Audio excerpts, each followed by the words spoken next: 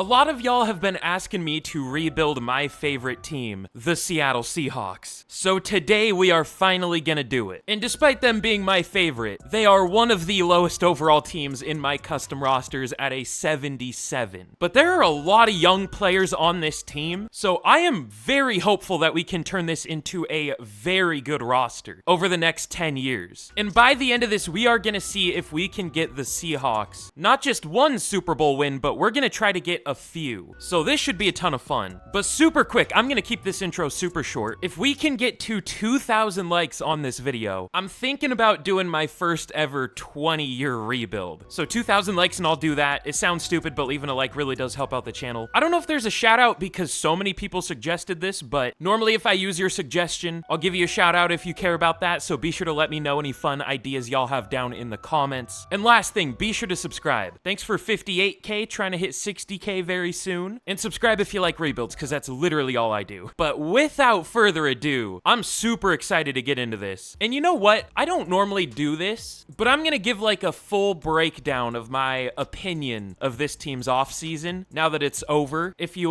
don't care, didn't ask, then feel free to skip this. But overall, I definitely mostly like what this team did in the offseason. Let's start with the positives. I loved the Byron Murphy pick. Of course, he isn't getting brought up for like defensive rookie of the year conversations because, you know, the Seahawks picked him. But I think he could play well enough to be at that level this year. I might have been the best defensive player in the class. Obviously, loaded corner group. I like the DJ James pick a lot. If he does get an opportunity, I could see him doing really well. I think the pass rushers are underrated, especially, you know, Boye Mafe. The receiving core is obviously loaded. Running back group is great. Geno Smith might be the most underrated player in the NFL. It's insane to me how bad even Seahawks fans think he is. I feel like I'm not watching the same games as them. I don't want to go full, you know, Geno Smith rant, but if you watch Seahawks games and you think the losses are his fault, I don't even know what to say. And, you know, pretty good tight end group. I like the Seahawks tight ends for sure. Now, here's the stuff we might have to fix. Let's start with the smallest issues. I don't love the Seahawks safeties. I like Julian Love. Rayshawn Jenkins is like okay to me. I don't know. He gets picks, but he also gets kind of cooked in coverage. The linebacking group is interesting. I like Jerome Baker. Tyrell Dodson, I think PFF really liked him, but he had a fairly easy role for the Bills last year. The Tyrese Knight pick was whatever. I'm kind of worried about the linebackers, but I guess it'll probably be better than them sticking Bobby Wagner in coverage at like 35 years old. I like the D-line too. I am worried about an injury here though. Like if Leonard Williams or Byron Murphy gets hurt, like I think Draymond Jones, they're gonna move to edge, which is interesting. But like imagine this if one of them gets hurt. Like that isn't great. And the pass rush depth is honestly like horrible. Again, if like Derek Hall was pretty horrible last year. If either Chenna Nwosu or Boye Mafe get hurt, like it's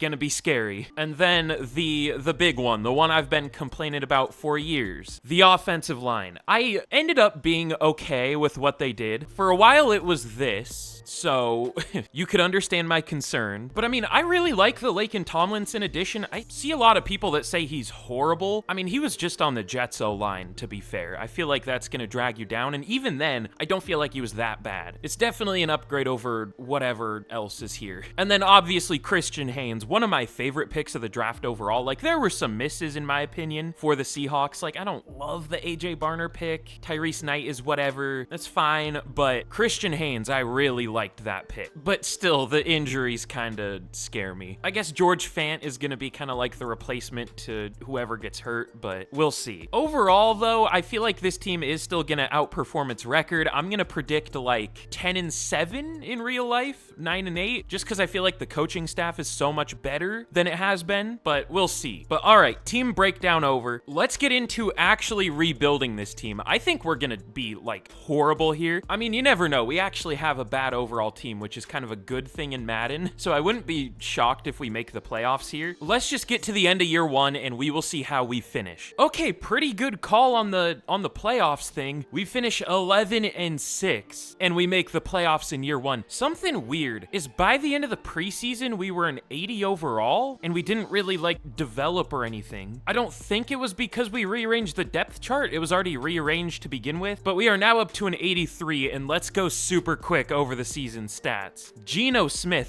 3,500 yards, 36 touchdowns, 11 picks, nice completion percentage. Almost 1,500 yards for Kenneth Walker, 1,450, 4.7 per carry. Not many rushing touchdowns, but still really good year. No 1,000-yard receivers though. DK was the closest with 972, 14 touchdowns. Kinda want to go with a more pass-heavy offense. We'll see, but it looks like it was good, so I don't know. Charles Cross, I always forget, one of the worst players in this game for some reason. I think he could have a really good year in real life, but here, we're gonna need to replace him. I mean, this is like the best I've ever seen him do, and it was still 11 sacks allowed. But honestly, I kind of thought our defense was gonna underperform, but it doesn't look like it did. 110 tackles for Baker, 16 TFLs for Murphy led the team, and then sacks, 9.5 for Uchenna Nwosu, 8 for Boye Mafe, 7 for Leonard Williams, only 5 for Murphy. I thought he would get more, but I mean, that's still a really good rookie year. Where was Draymond Jones? Did he just not play? Okay, yeah, he barely played. I tried to get him playing time. I made him like a main backup for most positions, but it didn't really do anything. But interceptions, 4 for Witherspoon, and then 1 for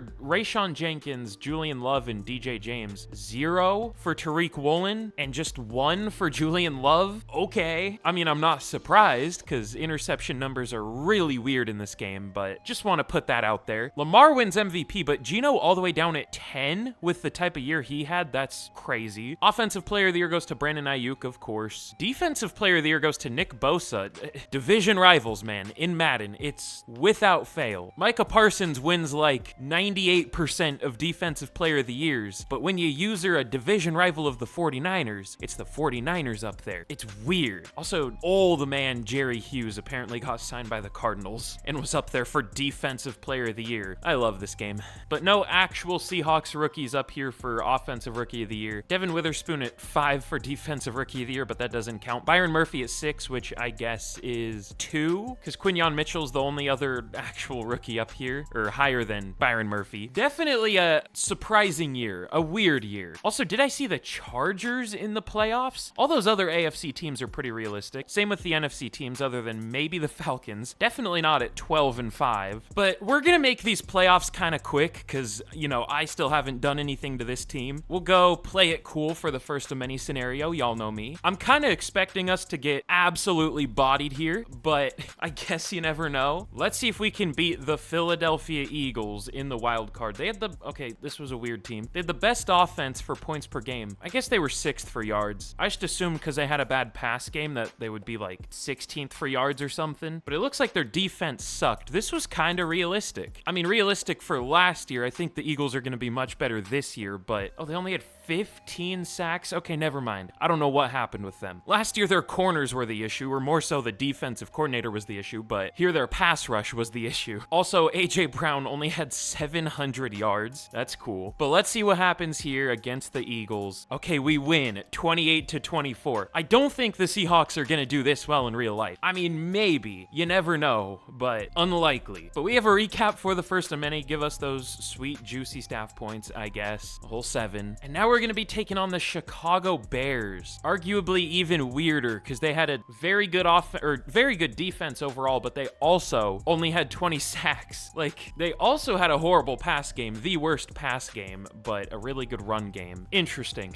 Let's see if we can beat the Bears. And we lose to the Bears, the team that were better on paper then. All right, let's get into the offseason. Can't wait for the Bears, Falcons. No, that's 2 NFC teams. Bears, Bills, Super Bowl, I guess. Chiefs, probably. Probably Chiefs. Oh, God. That might be the worst year 1 Super Bowl I've ever seen. Bears, Chargers, with the Bears winning 28-25. Normally, year 1 Super Bowls are kind of realistic in Madden. It'll be like Chiefs, Cowboys, which I don't know how realistic the Cowboys is, but at least it's a good team in real life. That's something. But now getting into the actual rebuild here, we're not going to re-sign anyone. It wasn't really any important players here. I guess 1 starter in Mike Jackson, but he's 27. He's replaceable. I honestly honestly kind of doubt we're gonna do much in free agency either, so we might just get straight to the draft. Ooh, you know what? Should we just make a disgusting D-line? Michael Pierce? I mean, former Raven, he has the connection. Best player in free agency, so he's gonna be hard to get, but only competing with the Steelers. Also, oh, okay, I was on defensive tackles, but the top 2 players are defensive tackles here. Year 1 in free agency is always horrible, because it's just kind of leftovers from real life, or like, I don't know, I don't feel like explaining it. It's just leftovers from real life, so we'll try to get Michael Pierce. We'll see. Probably will go to the Steelers. No, he does sign with us. Okay, that's huge. I like Jaron Reed. He's fine, but that should be a pretty decent upgrade. And yeah, this D-line is crazy good now. But in the draft, we pick at 27. I'm between 2 positions that we could go for. We'll decide when we get. I haven't really looked at the O-linemen, but honestly, they don't look amazing just looking at them here. I'll look a little closer in a second. Ooh, there are some pretty good centers. BJ Smith is good, 1st to 2nd round talent, but these are all guys we can get later, obviously. How does Connor Flynn look? I see he has bad run block, or well, not great. Okay, no. I think we are gonna go with a safety. Just which one is the question. Honestly, the safeties don't look all that good either. This is tough. Okay, Kevin Wilkerson looks pretty bad. He has great excel, but he had bad speed. Ugh. Maybe we don't go with the safe. Brandon Vincent might be okay, because he has good man, good play rec, but maybe like a 74 overall. I might just trade this pick back. I don't really like any of the players here. I think that's what I'm gonna do. Okay, we're gonna be trading down with the Packers. We're gonna get their 2nd this year and then their 2nd next year. This is pick 48, I think, so pretty far down, but I mean, not that far. Everyone I want should be still available for the most part here. I was thinking about getting like a pick this year or a few picks this year, but honestly, I just don't really like this draft class. It looks okay, but first pick, I think we're just gonna go like straight offensive line for this full draft. Okay, this is weird. This guy's weird. I would think he would be like at least a straight up 1st round talent and not a 1st to 2nd, but he had 34 bench reps, but that's only solid. I know I've said it a million times, but this is why I hate how the ratings work. That should not just be solid. I think we'll still take him. There is also Zach Little, but he's 23. Bowles is only 21, so we'll go with Jace Bowles. Hidden Dev sounds good. But let's see, is there still a decent safety? I don't think so. Ooh, Jaron Peterson. He ran a 4.38, a 4.31 at his pro day. He has great speed, but only solid acceleration. A 4.38 for a safety, especially at 221. That's insane.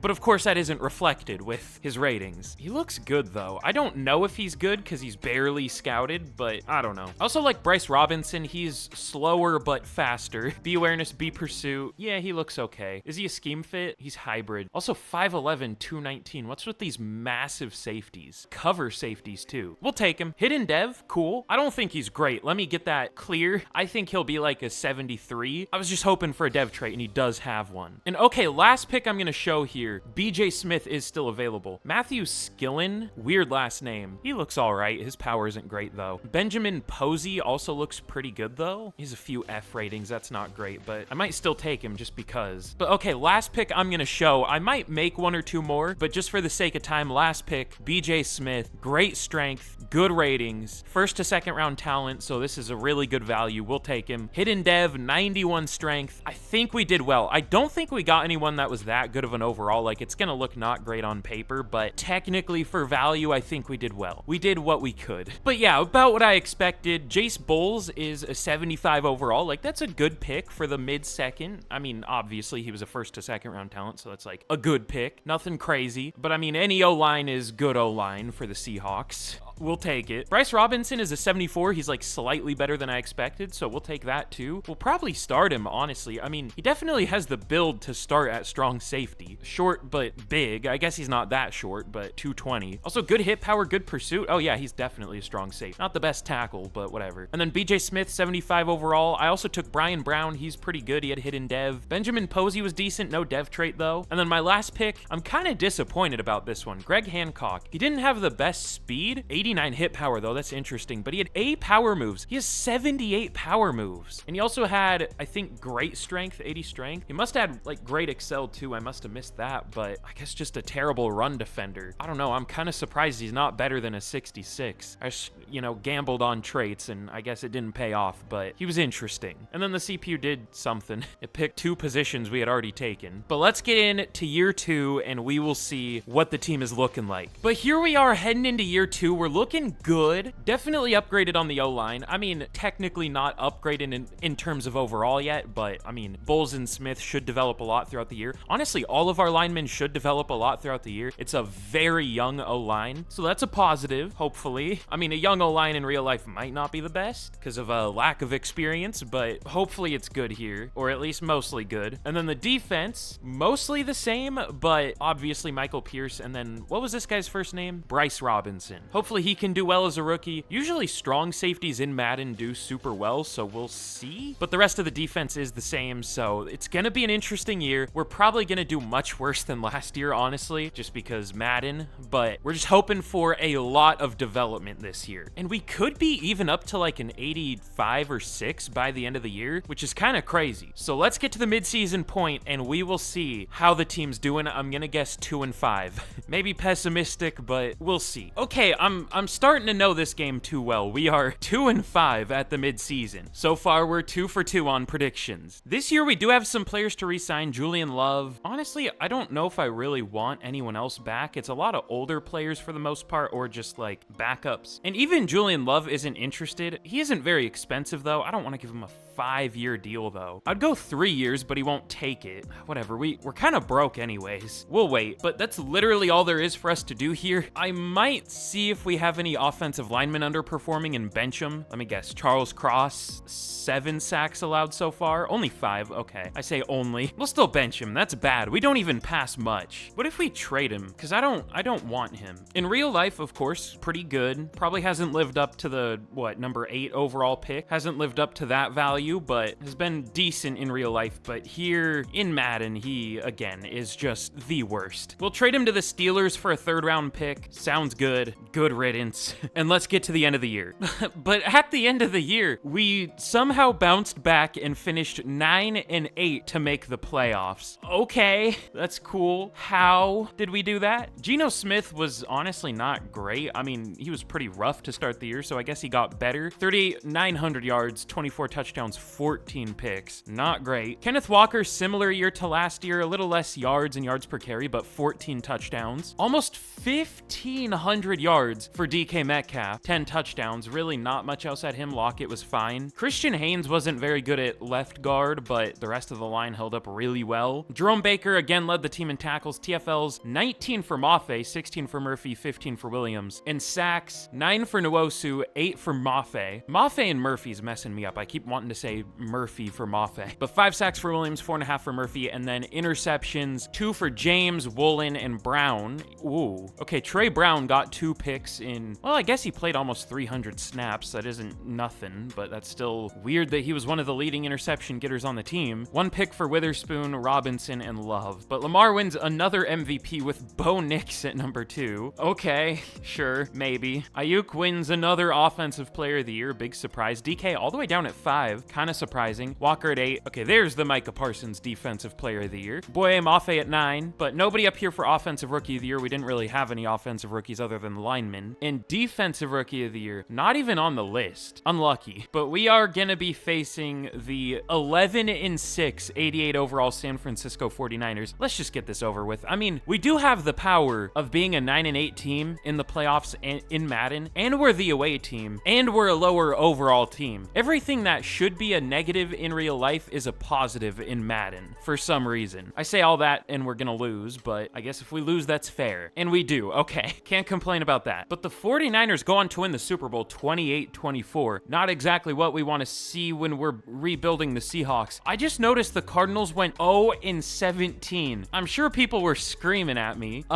So that's the first ever 0-17 team, the Arizona Cardinals. I really doubt that unless they really fall apart in the next couple years. I don't know if they'll be great, but 0-17 is crazy. So it looks like we don't really have to worry about them, at least for right now. But let's get into our second offseason season of this rebuild, and please be some good free agents.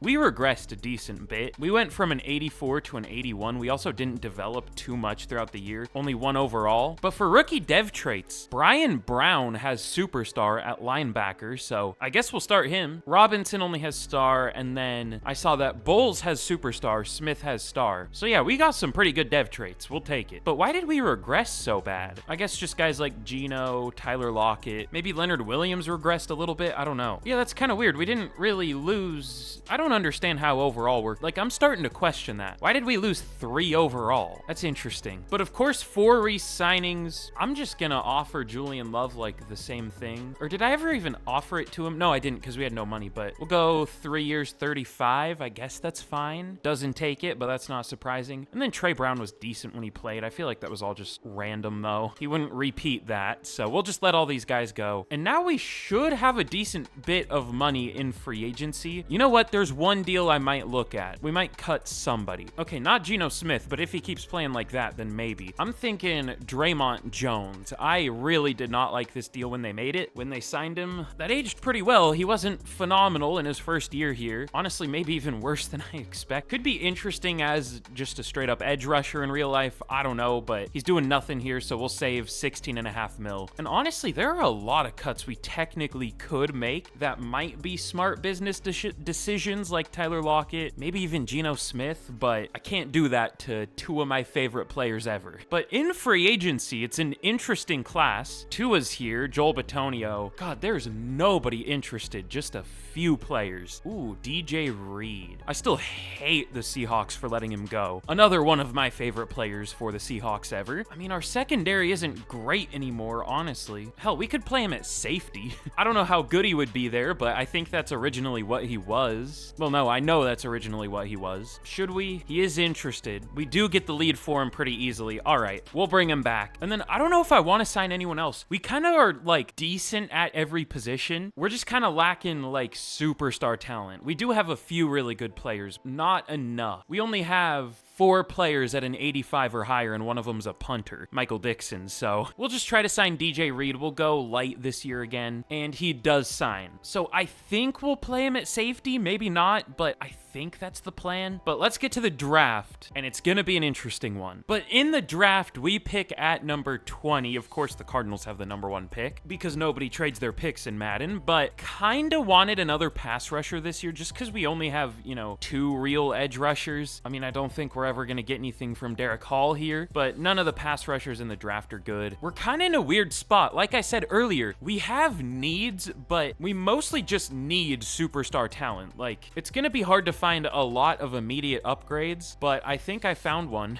Ben Becton, 21 years old, elite speed, great acceleration. He ran a 4.34 and a 4.28 at safety. A awareness, play rec, pursuit, hit power, zone coverage, B tackle, C man, that's fine. He's probably gonna have normal dev because this game hates me, but we're taking him. Hidden dev sounds good. And then round 2, I think this is the pick we got from the Packers. Is that who we traded with? We're gonna need a receiver eventually. I guess we have Jake Bobo. Jake Bobo's fun. People mostly just like him because he's a white receiver, but like he's fine.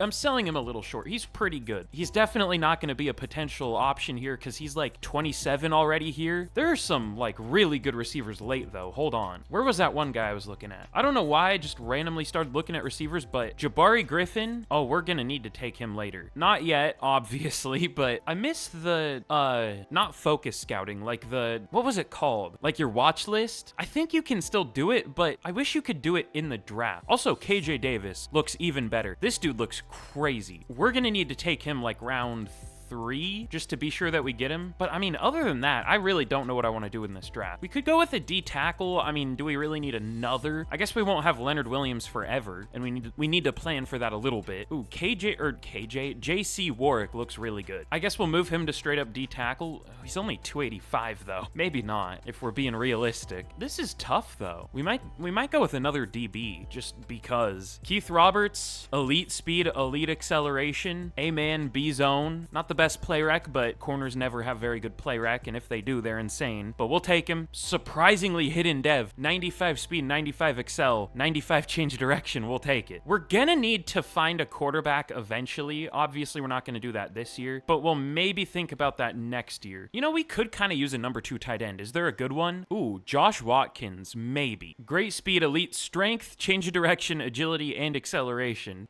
He's not scouted very much, but A, awareness, A, catch in traffic, and then all of his route running, catching, all that stuff is possibly an A. I think we're gonna take him. Yeah, normal dev, there must have been something that wasn't scouted that wasn't good. 86 speed, 90 excel, 88 agility. That's crazy. 77 strength. Like, if he had a dev trait, man, he could be really good. Maybe he'll still be a good overall, but I don't know. And then the last pick, like I said, there is also KJ. Was KJ Davis the one I was thinking of? Yeah. A catching, B catch in traffic, B short route. Don't know what a lot of his ratings are, but I like the elite change direction, great acceleration. The more I look at him, honestly, the less I like him, because C to F release, C to F deep route, D spec catch, but we'll still take him. Normal dev, obviously, because he's a slot receiver, but 96 change direction, 93 excel. Maybe not great, but could be. But this was the kind of draft we needed. Ben Becton is an 83 overall. Of course, right after we signed DJ Reed to be a safety, we'll just probably move him to corner, honestly. But I don't know, though, because Keith Roberts is also a 79. Now we have too many good DBs, which is an absolutely amazing problem to have, but I don't know where we're gonna play everyone. We'll see. But yeah, 82 man, 75 zone. Not the best press, but very good corner. We might have gotten, I don't know about 2 top 5s, but at least 2 top 10 players in the class. And then Josh Watkins. Normally, if you get a higher overall tight end, they do have a dev trait. That's why I thought he wouldn't be very good, but he's a 76. We just got unlucky. Like, this is a first round talent, or at least like mid to late first, I would guess. Just no dev trait, which that's fine. Well, I wish he did, but whatever. Can't win them all, I guess. And then we also took KJ Davis, of course. He's fine. 73. We got JC Warwick. He's a 73. And then I also took Jabari Griffin. He's also a 73. And then the CPU took a decent blocking tight end. Probably gonna have X Factor. He does have hidden, so probably. And then a running back, and then another defensive end. Is he an edge, or he's 276? I don't know where we're gonna play him, but whatever. Very, very good draft. And I almost forgot. I do want to check. Did we get the best player in the class? Well, tied for it. Becton, 83, and same with Ernest Vance, who went number 2 overall. And Keith Roberts was also tied for a top 5 player in the class. I guess in terms of like rankings here, he was number 6, but I think the rankings are just random, so tied for like 4th in overall. Pretty good draft, to say the least. But now here's a look at the team heading into year 3. We should be good this year. I don't know if we will be, but we should be. Our offense, again, should be really good. We're up to an 84, which isn't horrible. It isn't amazing, but it's not bad. Our O-line is not the best overall, but still developing. We'll see how Posey does at left tackle. Kind of scary to have a 73 overall, but again, overall doesn't really mean anything in this game. It's just about how they play. And then the defense. I'm surprised the defense isn't a higher overall than our offense. We do have a lot more like highly rated players here, and it should, I'm guessing it'll pass it up this year. Our defense will pass up our offense. I don't know which is gonna play better,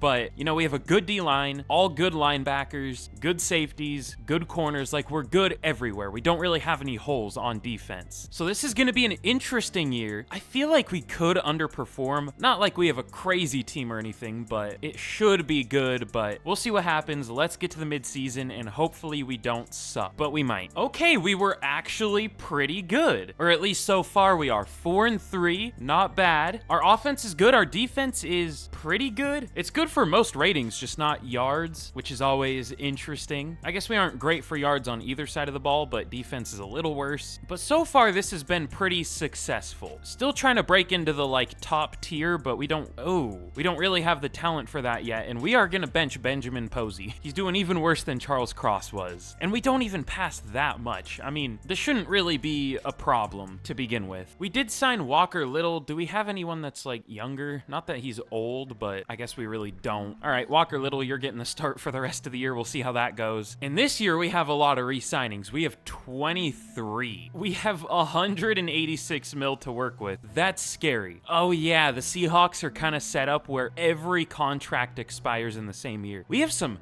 very interesting decisions to make though. We obviously want DK back. We'll go 4 years, 90 mil. He takes it. Did he take it? Yeah, he took it. Okay, I didn't fully see what the message was. I just assumed he would. But Kenneth Walker, let's go 6 years. Let's go until he's 30. I mean, we don't really have a need to replace him, so 6 years, 88.8 mil. He takes it. Boye Mafe, he's been really good. Most of the time he isn't in Madden, but here he has been. So as soon as we re-sign him, I'm sure he's going to be horrible, but 6 years, 117. He takes it. Tariq Woolen, 3 years, 30. That's a really good deal. Another very underrated player on the Seahawks. Like, I know last year he got talked up a lot, but he was still really good this last year, this most recent year. While playing injured, I should point out. But Noah Fant, he's already 27. I'm probably good. Jerome Baker, he's 28. We could definitely upgrade there. Abe Lucas has been really good. We'll go 3 years, 34. He takes it. But here's where the most interesting part comes. I know a lot of Seahawks fans like Sam Howell for some reason. I liked Sam Howell as a prospect, but this last year for the Commanders, he was awful. Like, I don't get why people want him to start over Geno is an understatement. Like, I can't even begin to wrap my mind around that. That's like saying I don't know, what's a good comparison? Zach Wilson to start over Kirk Cousins or something. Like, no. Everyone says like, oh, the Commanders O-line was so horrible last year. It wasn't great, but Sam Howell got himself sacked an alarming amount. I'll just say that. I don't know. Geno isn't that good in Madden. I mean, I guess he puts up better numbers in Madden than he does in real life at times, but in Madden, passing stats are kind of like cranked to 11. But this year he is doing pretty well, so we'll see. I'd be fine with a 1 year. This is pretty cheap. 1 year, 25.5. He takes it. Okay, cool. I'm fine with that. We also picked up Nakobe Dean just because he was a free agent. Tyrell Dodson, I'm also probably good. Tyler Lockett, he's going to regress. Leonard Williams. I think Leonard Williams should be on a longer deal. No, it was only 3 years. That's about right. I'm iffy if we'll re-sign him because he is already 31. We'll probably wait. Michael Pierce already 32. We're losing like everybody this year. And then we'll pick up the 5th years for Witherspoon and JSN when we can. But yeah, this is like the entire team. So we brought back the most important pieces out of that group, or at least the ones that weren't super old for the most part. And we'll worry about the rest of those later. But let's get to the end of the year. There's a chance we just finish like 4-13 straight up because Madden's weird. I know players in real life that are in contract years, you know, they play harder to get bigger contracts, but it feels like that's a thing in Madden too, which is surprising if it is. Maybe I'm just insane and it's not a thing, but it feels like it's a thing. So we'll see if we collapse. Yep, we collapsed. I guess it wasn't a dramatic collapse, not as dramatic as I was expecting, but we missed the playoffs.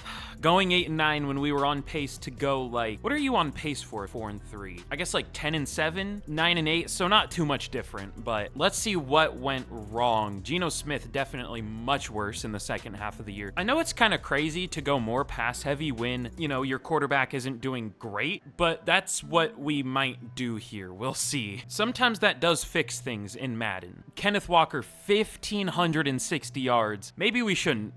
5.5 per carry, 16 touchdowns. I mean, the thing is the offense wasn't good, even with these rushing stats, so I'm still kind of thinking about going more pass heavy. DK, 1,100 yards, 10 touchdowns, but like, I want to use all 3 of these receivers. What's a good playbook? The one I can think of is the Cowboys that uses all 3, at least most of the time. Here it just used the top 2. Eli Freeman, a rookie. Not crazy, but crazy year. The Bengals does use all 3. Russell Gage is their number 3 receiver in 2026 or whatever this is, or 7. He is superstar dev.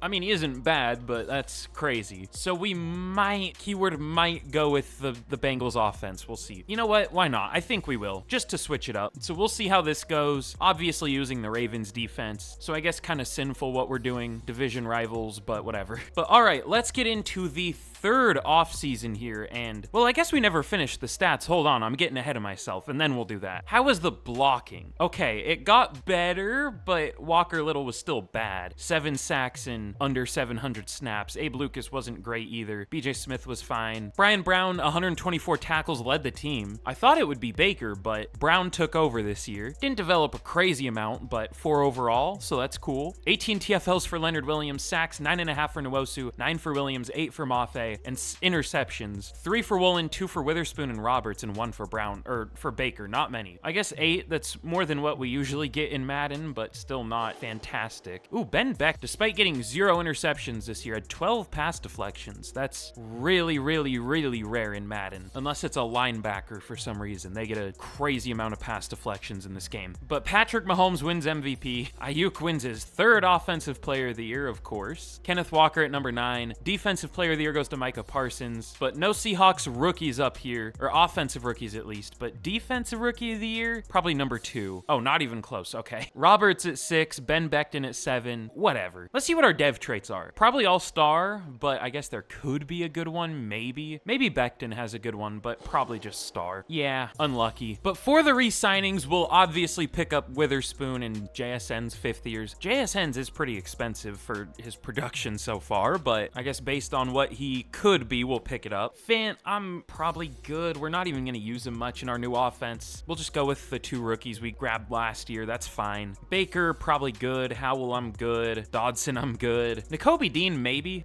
We can maybe upgrade there. Tyler Lockett, 33. That's pushing it. I guess he'd be 34 by this point in real life. If he was interested, then I would bring him back for sure, but he isn't, so we're gonna let him go. Leonard Williams isn't very expensive. We'll go 1 year. I would be fine with 2, even though he's 32. I'd rather have him than maybe let the D-line get bad. I don't think it would, but I guess it could. Oh yeah, I'm glad I did that, because Michael Pierce also needs a contract, but I think we will let him go. And then Walker Little, Taquan Graham, I'm good. Kobe Bryant, I don't know why the hell this team doesn't just play him as an outside corner. I mean, I know they have too many outside corners now, but they've tried him at nickel, they've tried him at safety, and big surprise, he isn't that good there. But where he has been good in his career is at outside corner, and they won't play him at outside corner, and it drives me insane. He's a horrible safety. He was at least okay as a nickel corner. He at least forced like turnovers there. He got like forced fumbles, which whatever. That's not what I'm wanting you to do at corner. I don't know. I might be the Seahawks fan who's the most okay with the old coaching staff being gone.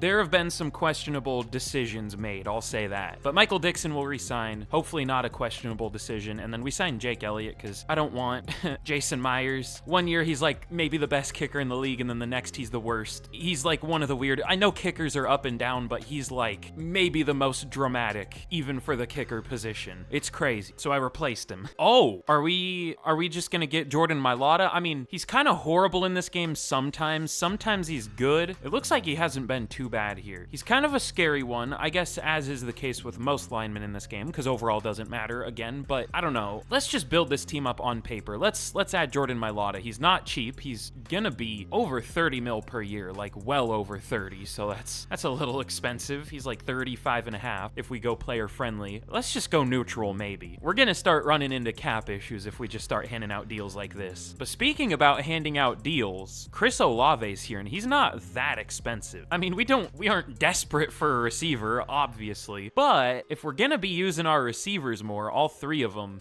maybe. Chris Olave is a pretty amazing receiver. It isn't a cheap, like, do I really want to pay a number 2 receiver like 24 mil a year when we're also gonna have to pay JSN? I don't know, that's probably not smart. Maybe we shouldn't do that. It would be kind of fun, but it definitely isn't smart. We could go Khalil Shakir. He's not very expensive. You know what? Sure. That's kind of fun, I guess. But okay, we're gonna go for Jordan Mailata, Khalil Shakir, and Nakobe Dean, 2, I guess, real-life Eagles. Pretty good free agent class, honestly. I was hoping there would be a better linebacker, though. That's the only thing. I mean, there are good ones like Juwan Bentley, Blake Cashman, but they're 30. I guess we could re-sign Jerome Baker, but he isn't interested and isn't like super great. I guess we could sign Blake Cashman. He's at least an 83 and he's interested. Should we? It'll be one less thing to have to maybe draft. All right, we'll try to sign him. Wait, were the Patriots going for Nakobe Dean and Blake Cashman? Were they the team competing with us? Yeah, they were. So, I mean, I guess they did let Juwan Bentley go, but surprised they don't just try to get him back. Maybe they also are. But Mailata, Cashman, and Khalil Shakir, I can't speak. Oh,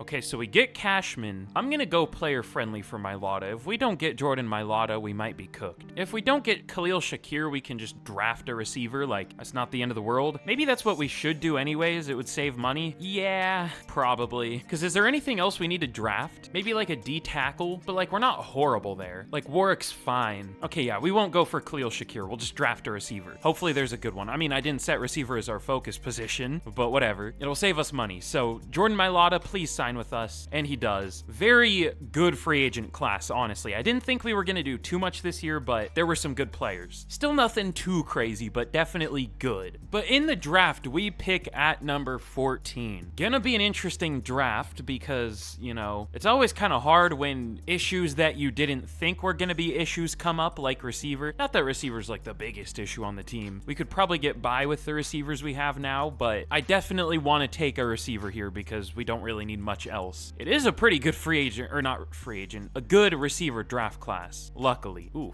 4.25 speed, probably gonna be like 95. No, it might be 96 if we're generous, even though it should be like 98. But I think we're just not gonna overthink it. I think we're just gonna go with the receiver who looks the best and is ranked at the top of the board, and that is Derek Walker. No elite traits, unfortunately, but everything is at least good with great strength, jumping, and acceleration. Awareness, deep route, spec catch, catching. Not great catch in traffic, but it doesn't look absolutely insane, but looks like... I don't like predicting overalls. I feel like whenever I predict an overall, they're one lower than I predict, so I'm gonna predict a 99 overall for Derek Walker. He does have hidden dev, kind of surprisingly. Playmaker receivers and slot receivers are usually the ones who don't have a dev trait. It feels like physicals are the ones who do a lot of the time, but I guess it depends. And then deep threats also kind of depends. Picking receivers is kind of tough, at least for me. I'm not great at it. It's one of my weakest picking positions. I guess I say that about a lot of positions though. Maybe I'm just not a good drafter. I don't know. Probably not. And now I already don't know what to do. We're kind of... That was like our last maybe big need. I guess we could go with a tight end if there's like a crazy one. How was Rashard Murphy's combine? Good. Good ratings from what I can tell, but like I don't think he's better than what we have. All right, I might just either trade this pick away or sim it. Ooh. Kirk Eubanks looks pretty great at center. Maybe not the best finesse, pretty bad finesse, but other than that, he looked good. But do we need more linemen? Maybe. Sean Walsh also looked pretty good. There are some good D tackles too. I don't really love the rest of this draft class. Like, they're good looking players, but nobody crazy. Should we go with another receiver? John Bullock or Walter Gray? Walter Gray kind of looks bad, honestly. There's a 5'8" deep threat with C deep route. That's, yeah, he looks really good. All right, let's just go with Kirk Eubanks. Not a scheme fit, but he looks good. Hidden dev, and now I think I'm gonna just simulate the rest of the draft out. We'll see what happens. Okay, this wasn't as bad of a draft as I expected. Okay, you're not gonna believe me. You're gonna think I'm lying, but I was on the spot gonna guess that Derek Walker was a 78 overall. I was genuinely gonna say 79 because I thought he was gonna be a 78, and I had just said I should guess one overall higher. Why does Madden give everyone the long sleeves? I hate those. Plus, he's wearing my GOAT, Doug Baldwin's number. We're changing that. You get 82, I guess. And I'm changing the sleeves. The old man sleeves. That's just what they make me think of. Just an old man. I've seen enough old men with the presidential debate happening. Kirk Eubanks is good-ish. 74 overall, that's whatever. And then the CPU picked defensive end I was thinking about taking. Quincy Wooden. He's not very good, but, oh, he's a horrible pass rusher. I probably would have gone with a different one, but they're all like a 73 overall for some reason. That's just the defensive end overall, like the 3-4D end overall in draft classes. And then CPU even picked a decent linebacker. 74 overall, Andrew Knott. Obviously gonna play middle linebacker for us, but still good at probably a 72, 73, okay. And then that was about all the good picks it made. But hey, that's two more than the CPU usually makes, so we'll take it. But here we are heading into year 4. Up to an 86, looking good. 87 overall offense, 85 defense, if it wants to load. Okay, like, genuine question. I haven't seen any answers for this, but if you're playing Madden on PC, which is maybe like 5% of you guys, has it been laggy for y'all too? Like, maybe I just don't restart my game enough, but even when I restart my game, it lags when I open it back up. I don't know. I've been having lag issues with it, at least in franchise. Or no, it's the whole game after I play it for long enough. It's weird. But whatever. Anyways, back to the game. Back to the roster. I mean, we have a very, very well-rounded offense. Maybe concerns at tight end, because Watkins, like a 77 overall in real life would be good, but he's probably, I would guess, ranked 28, maybe? 37. Okay, even worse than I expect. So he's not even like starting caliber, technically, despite being honestly not that bad. So we probably should upgrade there when we can in the future. Wait, just out of curiosity, if he's ranked 37 out of 77, what is Gino ranked? 25? Okay. Hopefully he plays better than that, especially with what is hopefully an improved offensive line. But we are more than likely going to be drafting a QB this year, unless Gino really does well, we'll see, but we've kind of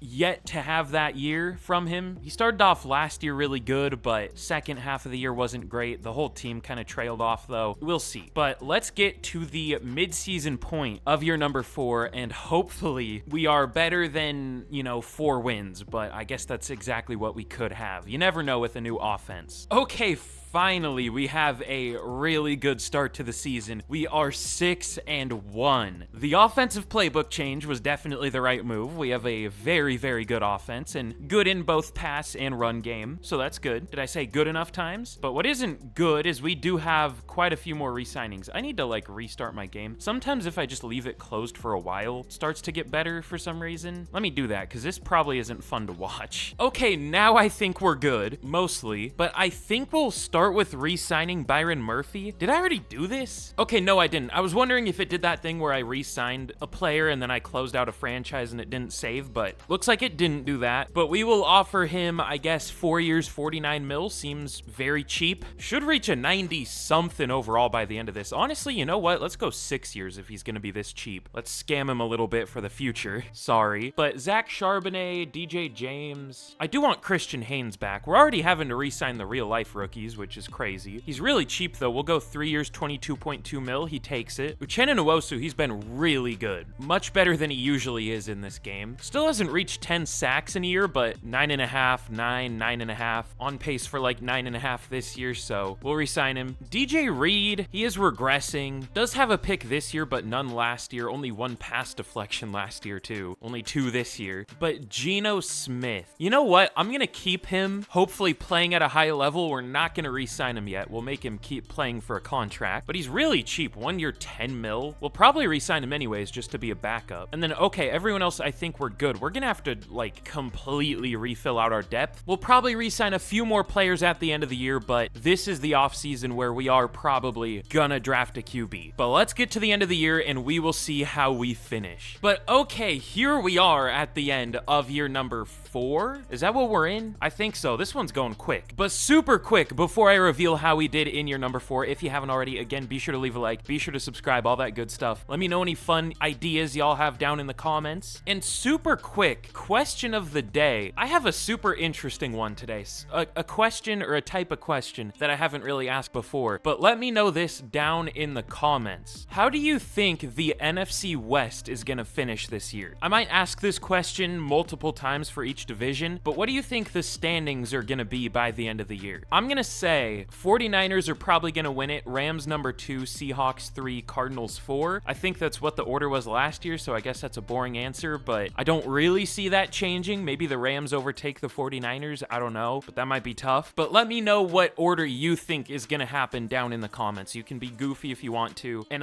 if you're in the future, if you're watching this a year in the future for some reason, go down in the comments and let anyone know if they had a correct prediction. I think that would be kind of fun. I don't know how many people are gonna be watching this in a year's time because it's gonna be very outdated, but maybe not very outdated, but still outdated. But still, if you are from the future, let people know. But anyways, I guess while we're here, as for dev traits, unfortunately Walker, not that Walker, Derek Walker only has star, which I was kind of thinking he could have superstar, but I guess it's better than normal. And then was that our only hidden? That might have been. Or was no, Roberts was a rookie last year. Yeah, so kind of unlucky, but too unlucky. And in year number 4, we finished only 11-6. We ended up going 5-5, I think, in the second half of the year, so we kind of choked. It looks like our defense was, I mean, for yards, number 8, that's obviously good, but points per game, 19th, pass D, 20th. That should be like the strongest part of our team overall, arguably. I mean, Devin Witherspoon,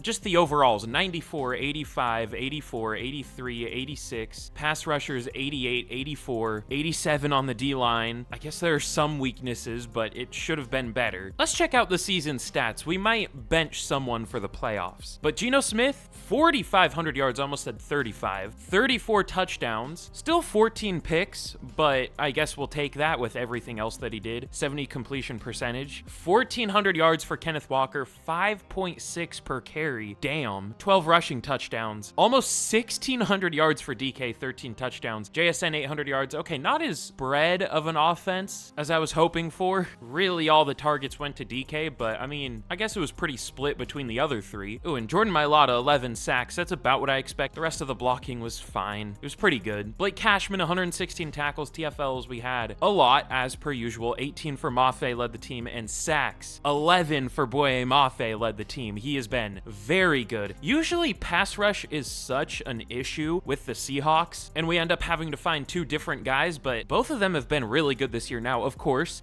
immediately after we re-signed Uchenna Nwosu, 2.5 sacks for the rest of the year through the last 10 games. That's great. But 5.5 sacks for Murphy and Leonard Williams, not too much that's noteworthy, I guess. And then 2 picks for Cashman, Becton, Reed, 1 for Witherspoon. Our defensive stats, other than a few players, Cashman and Mafe, honestly weren't very good. Like, Becton, 2 picks is good, only 3 pass deflections, especially at strong safety, which usually that position gets a lot of pass deflections in Madden for some reason, but here we didn't. Reed didn't do very well, but free safety stats are normally horrible in Madden, so I guess that's not too bad. Witherspoon was good. Who's a corner who struggled? Roberts at least got 6 pass deflections, but Woolen, 4 and 0 interceptions. I don't want to bench him just out of, you know, the idea of benching Tariq Woolen, but he was awful this year. So it looks like he was kind of the struggle with our defense, and I guess the pass rush outside of Mafe in the second half of the year. Something to think about, I guess. But MVP goes to Mahomes, of course. No Geno Smith up here with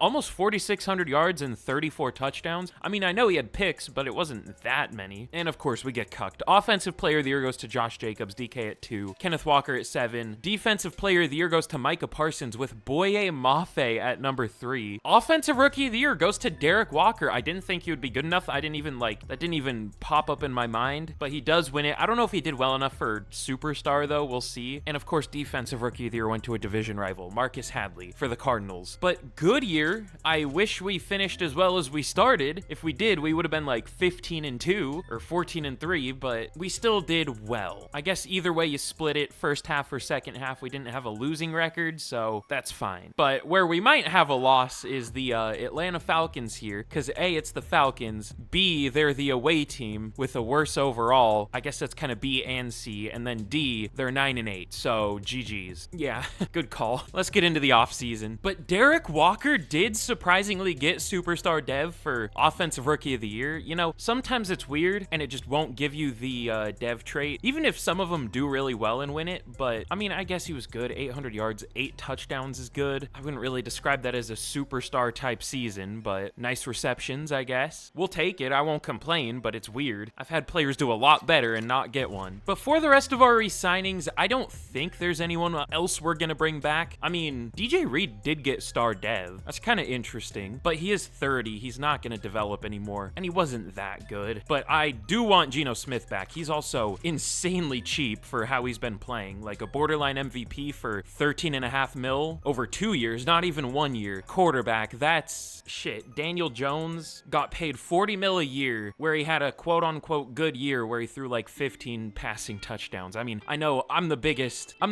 advocate for the fact that stats aren't everything, and they don't really mean much, but still, that I feel the need to bring up that contract at any time I can. That's still insane to me. I mean, I know it's kind of fake money. The Giants can get out of it, whatever. Still crazy. But I think we're good letting everyone else go. Like, we picked up some free agents. I don't even know if I mentioned guys like Garrett Bowles, a good fullback in Brock Washington who went undrafted. Like, you know what? Brock Washington's young and cheap. I don't even know if he played a role, but whatever. Fullbacks end up being fan favorites. Let's play the, I guess, CEO role, and he'll be a fan favorite. Sell some tickets and jerseys, you know what I'm saying? But honestly, I don't know what we need to do in free agency. Even though we lost DJ Reed, we still have Robinson. I still can't remember his first name. Bryce Robinson. I keep wanting to say Brian Robinson, the running back. But he's already 25. He's really not going to develop much more. He's a good third safety, but I guess that's what we can do in free agency. Also, isn't Becton a scheme fit at free safety? No. Our free safety is hybrid, and he's a zone type, so that's tough, I guess. Ooh, Boye Mafe got superstar dev. I didn't even notice. That's huge. Ooh, and Watkins got star at tight end. That's cool. Quite a few dev traits. Pretty important ones. In free agency, okay, it's pretty good. It is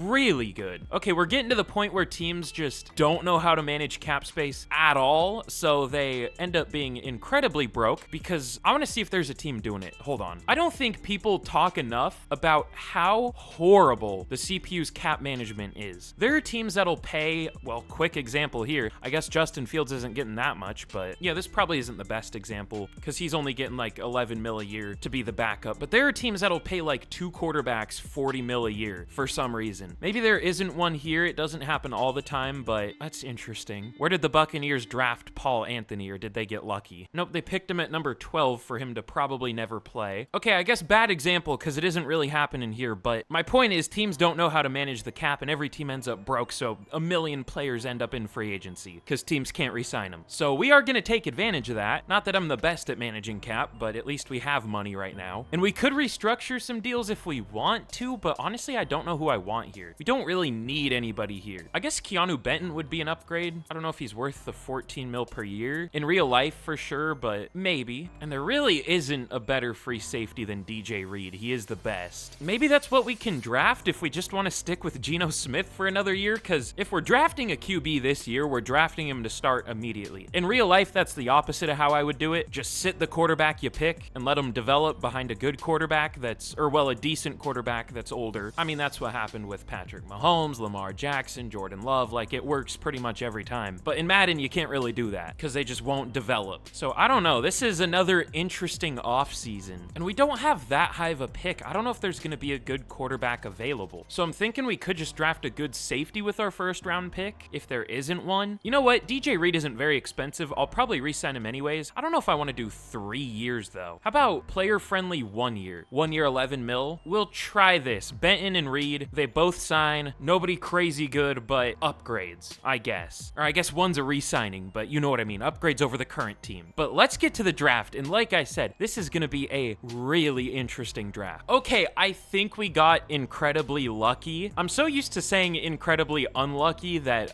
that's what I almost said on accident, but no, I think we got lucky here. In the draft, we pick at 24. Now, for one position, we're not necessarily lucky. I don't want to spoil what I want to show. Also, we're still at pick number 1. I'm stupid. At safety, I don't really see anyone all that good, unfortunately. That's the only unfortunate part here. Maybe not. Manny Albert. Let's trade up for him, shall we? This is going to be a little trade up. Let's get to the pick first, just to be sure he isn't gone. Did I just see a running back go number 1 overall? Please tell me I didn't just see that. We'll find out in a second. Or well, after the draft. Okay, let's get to pick... I saw the name Carruthers. I hate that last name. It shows up so much. But okay, at number... Oh, I thought that was the guy. That scared me. Okay, no, the guy was a free... No, he was a strong safety. Manny Albert. We're going to trade up for him. So he looks like the one really good safety in this class. Probably going to have star dev or normal, but we'll still trade up. I want to get him. Ooh, is this risky though? Let me go over something. I'm not going to show it, but I'll look. Okay, it might be risky. We'll still trade up. How much are we going to have to give up? We might be trading up twice in this draft, by the way. Just because, just out of fear. Okay, I think we're gonna start out with this trade. We're gonna give the Commanders a 3rd and a 6th next year to trade up to number 18. Maybe we would have been fine getting the safety at number 24, but I didn't want to risk it. So Manny Albert looks crazy good. Elite speed, great acceleration, good strength, awareness, man coverage, play rec, hit power. This looks like the safety we drafted a couple years ago. Maybe not as good, probably not an 83, but maybe an 80, 81. I don't know. We'll take him though. Hidden dev, 93 speed, 93 excel. He'll be our free safety. I think he'll start this year too. And now I think we're gonna trade up this 2nd round pick too. Not a crazy amount, but I'm fine not having many picks this year if it means we can guarantee getting the players that I want. Who is pick 48? Now I'm really hoping this guy doesn't get picked early because it is a quarterback. I'll spoil that. Okay, we're gonna trade, this seems like a lot, but 56 and then our 4th and 5th round picks for 48 and a 7th. So this is like our last pick until the 6th round, but I'm fine with that because DeMarcus Church, there is a 1st round talent quarterback available, projected to go 3rd to 4th round. I know it was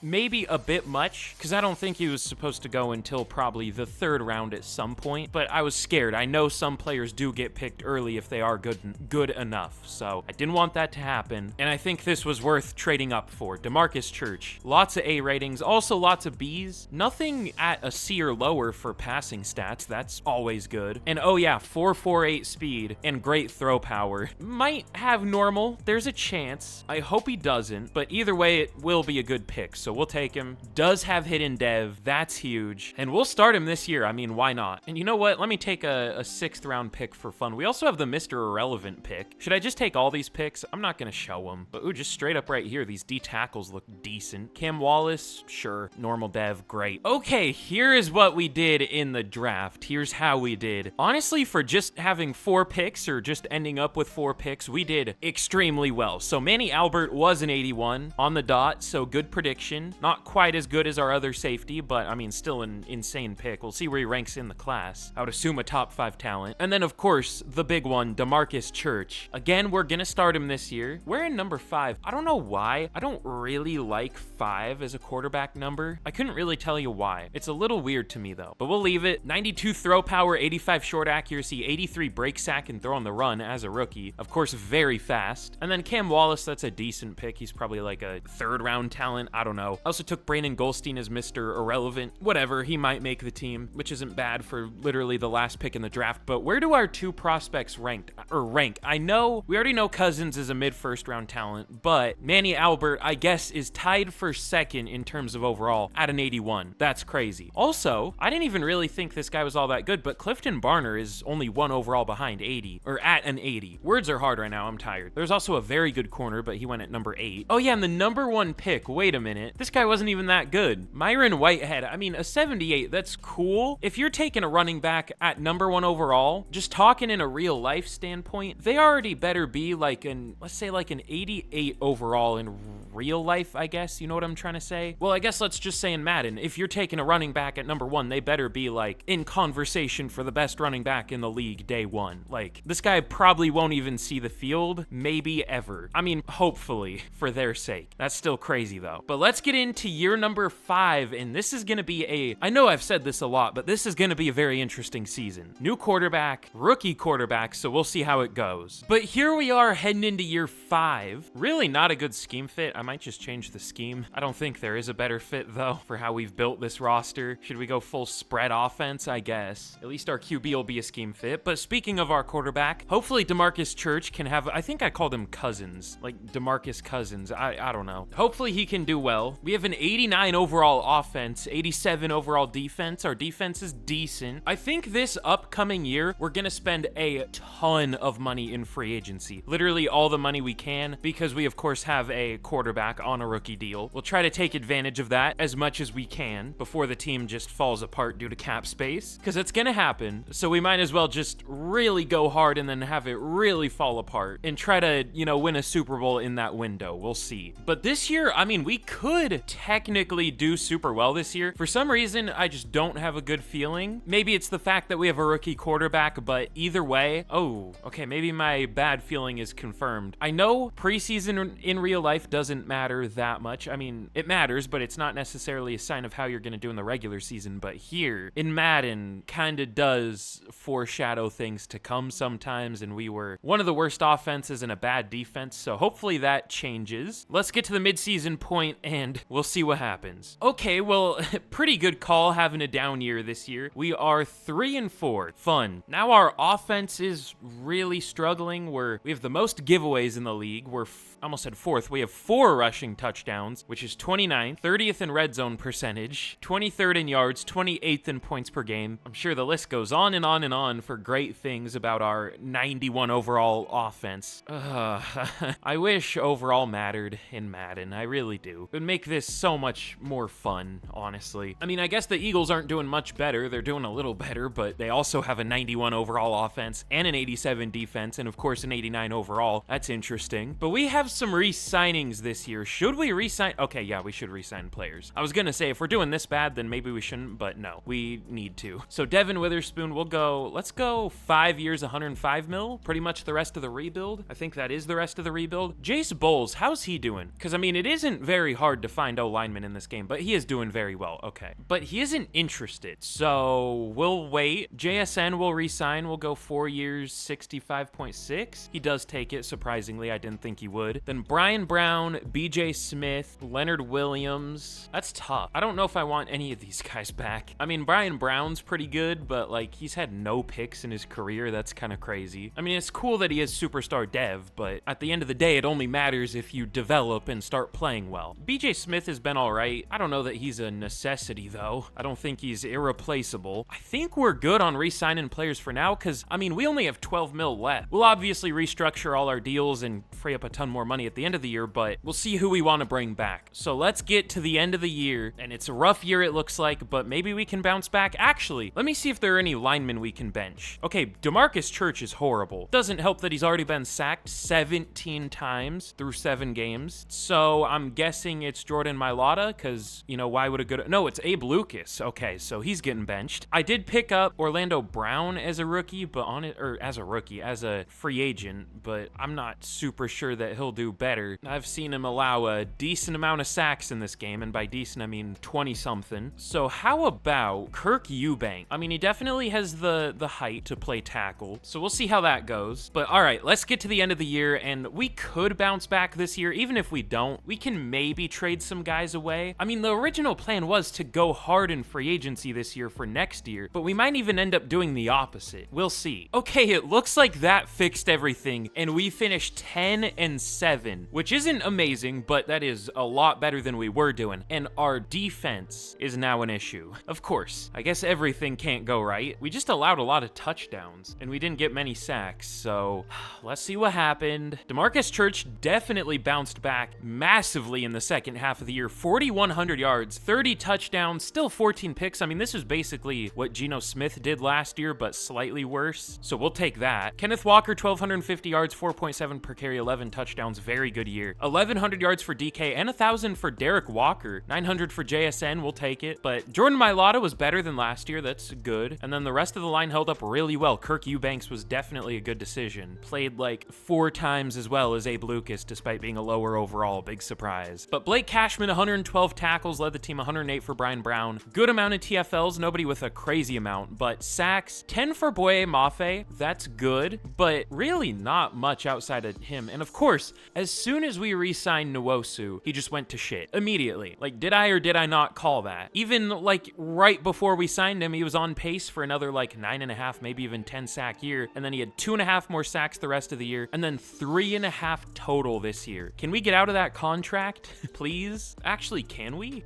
Maybe this offseason we can restructure it at some point at least, but yeah, we'll look to do that. And then we only had 5 total picks on the year, 2 for Witherspoon and then 1 for a few players. Oh, even better. This is just the season from hell. At least we made the playoffs, but Brock Purdy wins MVP. That's not what we want to see here. Of course, Ayuk Offensive Player of the Year. No Seahawks for Defensive Player of the Year, but DeMarcus Church, okay, with how things were going, I thought he was gonna get, but he does win Offensive Rookie of the Year, and nobody up here for Defensive Rookie of the Year, so we'll take it. That's at least one big positive from this year. Like, it wasn't all negative. At least we made the playoffs, like I said, but very disappointing based off of our roster talent. I mean, just look right here. Packers 87 overall. They went 11-6. Probably gonna beat the shit out of us, but we're a 90. We only went 10-7. I mean, that's not super dramatic. I mean, it kinda is, but there's much worse that happens in this game, I'll say that, as you all know. Still just frustrating either way. But I mean, really no build up for this game here. I don't have much hope for this game. Let's see what happens against the Packers. Okay, never mind, we do win. If there's any year for us to go on a run, I guess it's of course the one where we don't do well. Also, the Bears have a 98 overall running back, Danny McCord. I don't even have my like running back XP sliders boosted at all. They're just 100. Okay, maybe I need to lower them because they're like,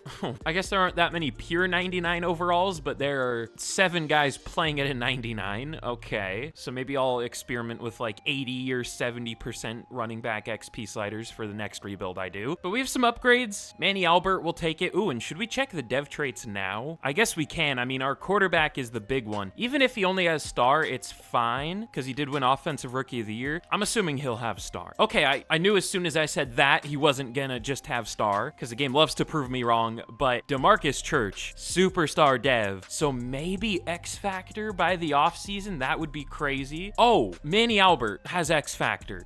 Okay, pretty good draft class. Good lord. Already up to an 86 at only 21 years old. Already a top 10 free safety and should just keep getting better and better and better and keep climbing the ranks. So what a draft class for only two real major picks because we traded up so much. So we will take that. But now playing a division rival of the Packers in the divisional here, the Chicago Bears. Still a horrible pass game. I wish teams could like proactively, I know this is a lot to ask, but I wish they could, you know, change their offensive scheme if they realize, oh, hey, maybe we shouldn't just use Caleb Williams as a rushing threat. Might be a good, oh my God. Okay, maybe I'm glad they don't use Caleb Williams as a passing option. He would shatter every record ever. Imagine if this was scaled up to like even 4,000 yards a year. This would be like 40 something touchdowns and maybe one pick. That's crazy. And he's even pretty good as a running quarterback. I mean, that's really good. All right, sure, I guess that works. It's still really weird because it's the Bears offensive playbook is obviously designed around Justin Fields, so the game can't really tell when he's gone. Anyways, long pointless ramble. Not really pointless, but still another classic Brandon the Simp ramble. Let's see if we can beat the Chicago Bears here. If we don't, that's fine. They're close enough overall. Okay, we shouldn't get smoked. Every time I say I'm fine with losing to a team that's like slightly worse than us, we get destroyed. That isn't realistic. If anything, that should be the other way around. I guess we were the away team, but that doesn't even mean anything in this game. Whatever. Let's get into the offseason. This year was just one of those years. And why is every Super Bowl in this game a blowout? I mean, not everyone, but a lot of them. And it's Raiders Cowboys? No thanks.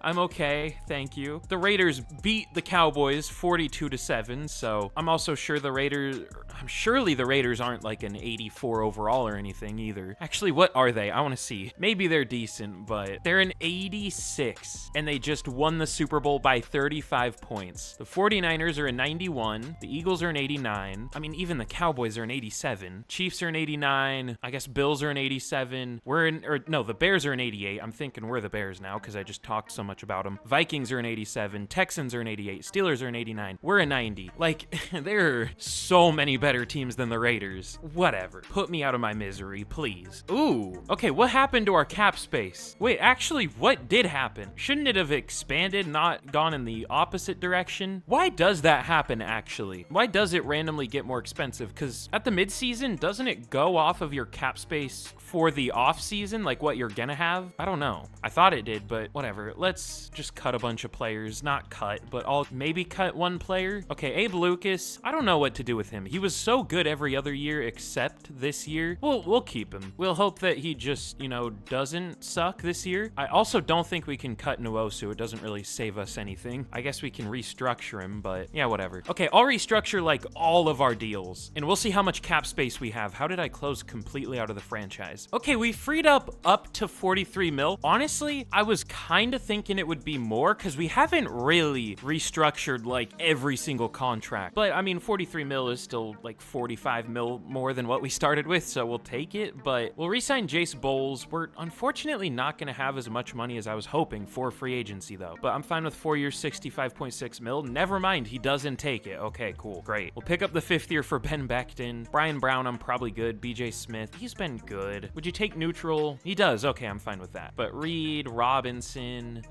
probably good. Even Leonard Williams really fell off. Like, he was doing well to start with, wasn't he? He was getting like 7-ish sacks. I guess that was only the first year. No, he got 9 one year, 2025, but the last couple years for pass rush haven't been as good. I mean, he's 34, so that's very fair, but probably just time. Actually, let me check one thing. How much is it to tag Jace Bowles? 14 mil? We'll do that. I don't feel like competing with other teams for him, so we'll just tag him. Now let me restructure all those deals. We're really screwing ourselves for the future, and I realize that with how much we're restructuring and how much we're about to sign players, or I guess how much money we're about to spend. But I really, like I said, want to make this team as good as possible with a rookie quarterback, which, speaking of him, shit, doesn't get X Factor, just superstar. Or just doesn't get a dev trade at all, I mean. Stays at superstar. That sucks, but whatever. Did we get any dev traits? No? Alright. Ooh, God. Okay. Jalen Carter's here. He's a 99 overall with X Factor. We are nowhere near being able to afford him, though, unfortunately. That would have been cool. I absolutely would have gone for him, but we're not even close. There's also, not that we would sign him, but Deshaun Alexander, very good receiver. I guess bring another Sean Alexander to Seattle. I mean, couple extra letters there, but close enough. But we can't afford him. He's not interested, and we don't need a receiver, so no shot. There is a really good QB, though. Jeremy Thomas. Again, don't need a QB, but he's been playing pretty good. Also, did the Vikings just immediately replace JJ McCarthy? Why? I mean, it worked, I guess, for the few years that Jeremy Thomas was there, but it's still interesting. I think I remember that name. I've been recording this for a few days just to break the fourth wall there, so I can't remember stuff that happened earlier. There are so many X Factors. Roosevelt Howard, too, which is a crazy name, and he looks crazy. He's been pretty good. Oh, he was a 49ers player, it said, so I guess it's good they lose someone good. I don't know. Honestly, this is kind of a bad class for us. Everyone's either too expensive or not that good, and wouldn't be much of an upgrade. Like, this is kind of unlucky. How does Mike Nwenu do? Not better than Abe Lucas. I guess this last year he was, but not usually. Kinda disappointing. What if we just don't do anything this year? Nah, we have to do something. Again, with how we've built this team, we need to do well right now. You know what? This is an interesting one. What if we go for Trey Calhoun? He has X Factor. I thought about withdrawing and going for Carlos Cobb because he's good. He has Superstar, and another name I feel like I remember. I was thinking about taking him. If that's the case, hopefully he didn't have Superstar and gained it. Whatever. He's been good though. We just can't afford him. We have to go one or the other, and I'll just go with the better player, that is Trey Calhoun. So let's see if he wants to sign, and he immediately does. So we don't desperately need tight end or anything, but again, if we can upgrade something, we're in the position where we kind of need to. So we'll take it, and I don't know what I want to do in the draft. I might do something kind of crazy here. We'll see. It's a very win right now move, but we'll see. Okay, well, I was gonna trade for a pass rusher, but I wanted more of an interior pass rusher. I know that sounds weird because Nwosu was like our biggest issue, but honestly, we really haven't had that much interior pressure either. Like this whole time, I guess a couple years we did, but it's been a while. But we just either can't really afford a lot of these guys, or it's guys like Sidney Richards here, who is a 79 overall. Oh, he's actually of course, a 4-3 defensive end, but it looks like he's playing as a 3-4 defensive end. Thanks, Madden. That's cool. Looks like he's really good though, honestly. You know what? I know this would be a really bad move for the Dolphins, but in terms of overall, he isn't that great, so he shouldn't be super expensive. What if we trade for him? Obviously, we wouldn't give up much because he's only a 79, maybe a third. They don't take. Can't really blame him. I don't know. This feels like it's kind of scamming the Dolphins. A second would be about fair, though. But could we just draft a guy like this? I don't know if they would be as good of a pass rusher, though. Like, in terms of effectiveness, not really talking overall. I don't know. It just feels weird. All right. Well, like I said, I was going to make a trade, but we really can't for the most part. So let's just get to the draft. Okay, here's what we are going to do in the draft. We are at number 26. I'm not 100% sure if we're going to do this, but I might do something I've never done before here. It depends on who's available. I see Chris Miller just went. I think he was a player I was thinking about, of course. Maybe. I don't know. No, I don't think he was. Never mind. But okay, we might go with a pass rusher here. That's not the thing I've never done before, obviously. But, ooh, you know what? Both Terrence Sheldon and Javier Randolph look pretty good, with Sheldon being faster and stronger, so I think I like him more.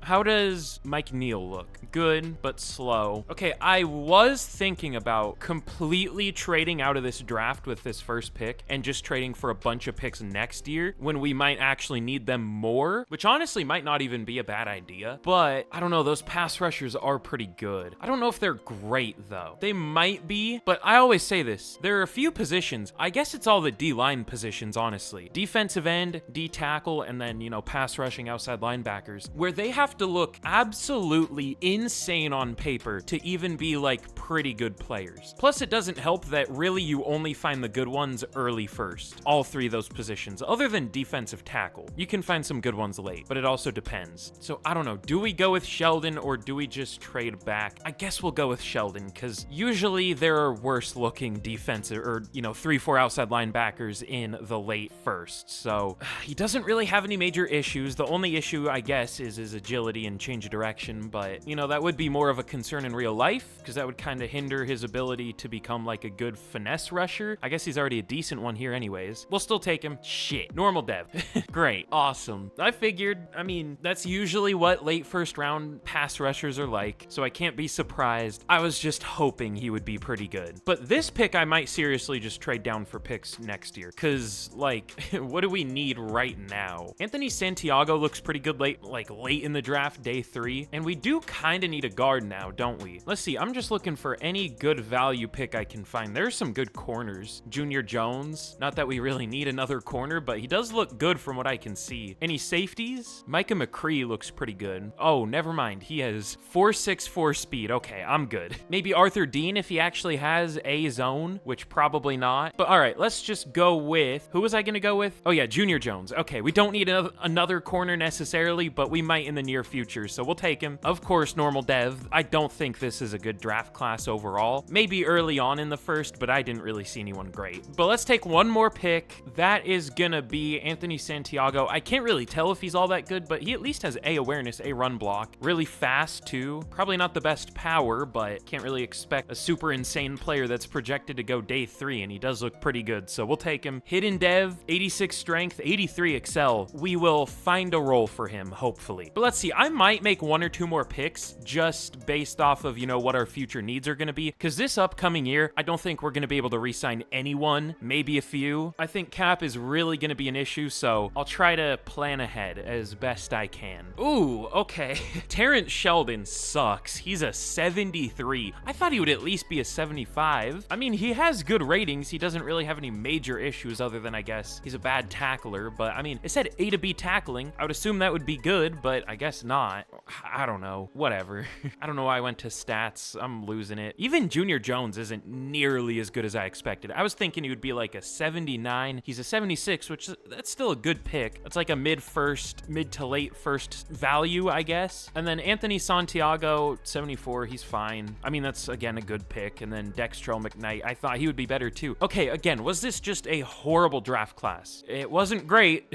I mean, there were a few very good players, but keyword a few, and they were all, of course, like safeties and running backs and corners, the usual really strong positions in Madden. Okay, no, this was a horrible draft class. Was there a better pass rusher that we could have taken though? Maybe like slightly better. Let me see. Okay, Jason Kaplan was a 75, but I was looking for a power rusher. We already have the speed rushers. He is better though. I didn't even look at him because again, just doesn't really fit what we're trying to do. Chris Miller, also a 75 overall speed rusher, of course. How about the power rushers? Okay, Randolph was better. Shit. And he had a dev trait. Great. What was even better though? I guess, oh, he had better A power moves. My fault for not knowing the difference between 2 A's, but he's slower. I guess he's a better tackler. What is he better at other than the power moves? In the tackling, 2 things I wouldn't know. God, of course. But here's a look at the team heading into year 6. We're looking good. A 90 overall heading into the year. This is where we need to win a Super Bowl. Well, I don't know.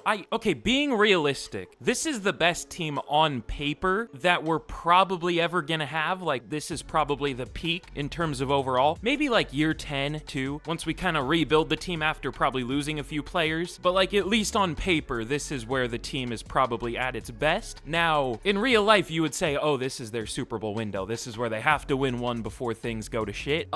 You know, I've said it a million times. I'll say it again. Overall doesn't really mean anything. So chances are we'll have a really good roster on paper this year and then miss the playoffs, and then we'll lose everybody heading into next year, and then next year we'll win a Super Bowl with a bad roster, just because that's how the game works. Ideally, that won't be the case, but I'm trying to be, you know, realistic with what I usually see in this game. But we'll see. We should be good this year, I hope. If we aren't, then fire EA into the sun, I guess. I don't know. But like, yeah, the team's very good. 92 offense, 88 defense. How many more different ways can I say the team is good? We still kind of have the issues of not having many like insanely good players on defense, but boy, Maffe's right on the edge of being like a 90 overall, same with Byron Murphy, so I guess we're close enough. Albert could be a 90 plus by the end of the year. Becton could be, so I guess I take that back. We could have quite a few really good players here really soon. But let's get to the mid-season point of year 6. Now in, I guess, the second half of this rebuild, and we will see how we are doing. Hopefully better than last year. Okay, we are 4-2. Not amazing,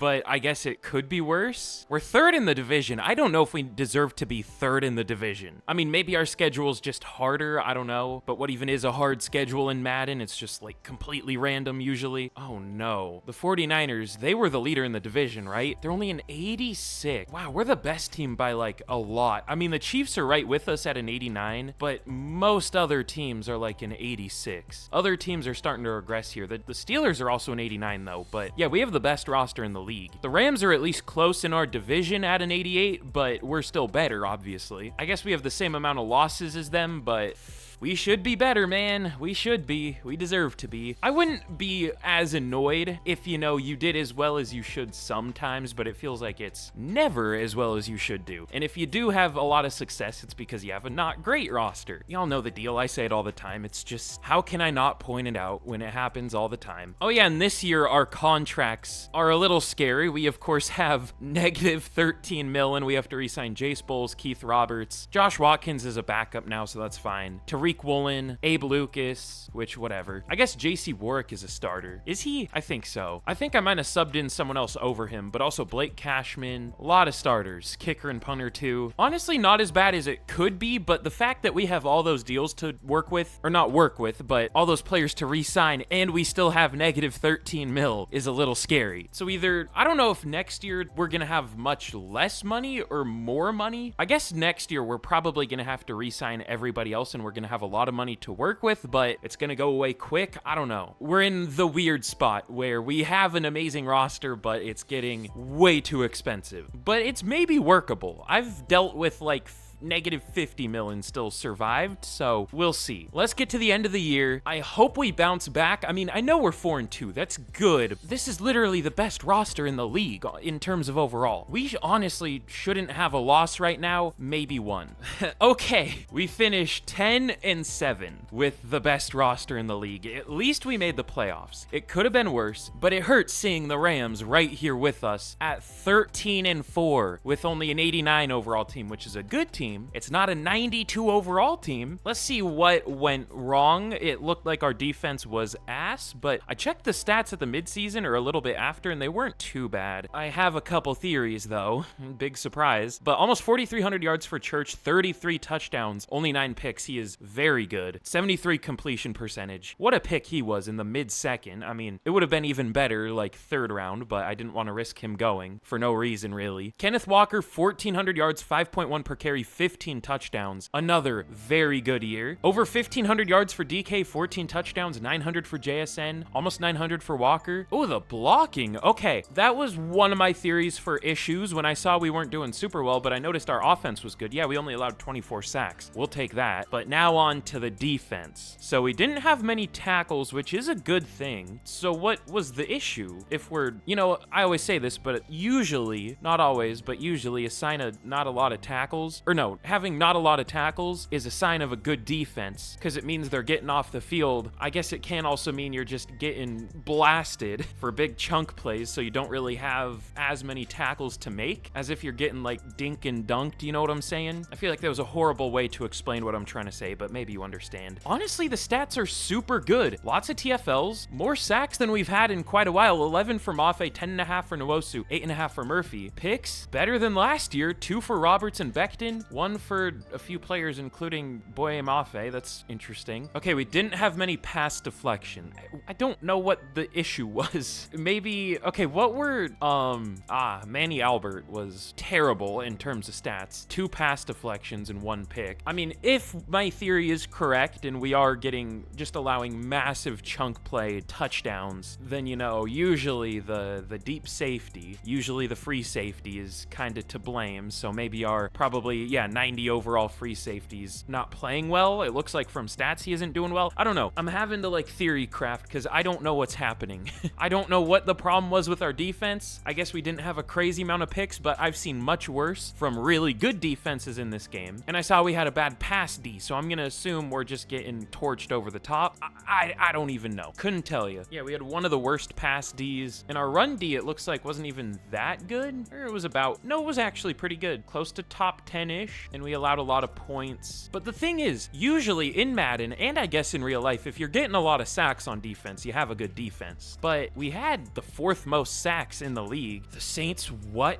They had 27 interceptions. That might be the most I've ever seen in this game. Usually teams get about 4. I don't know. What a weird year.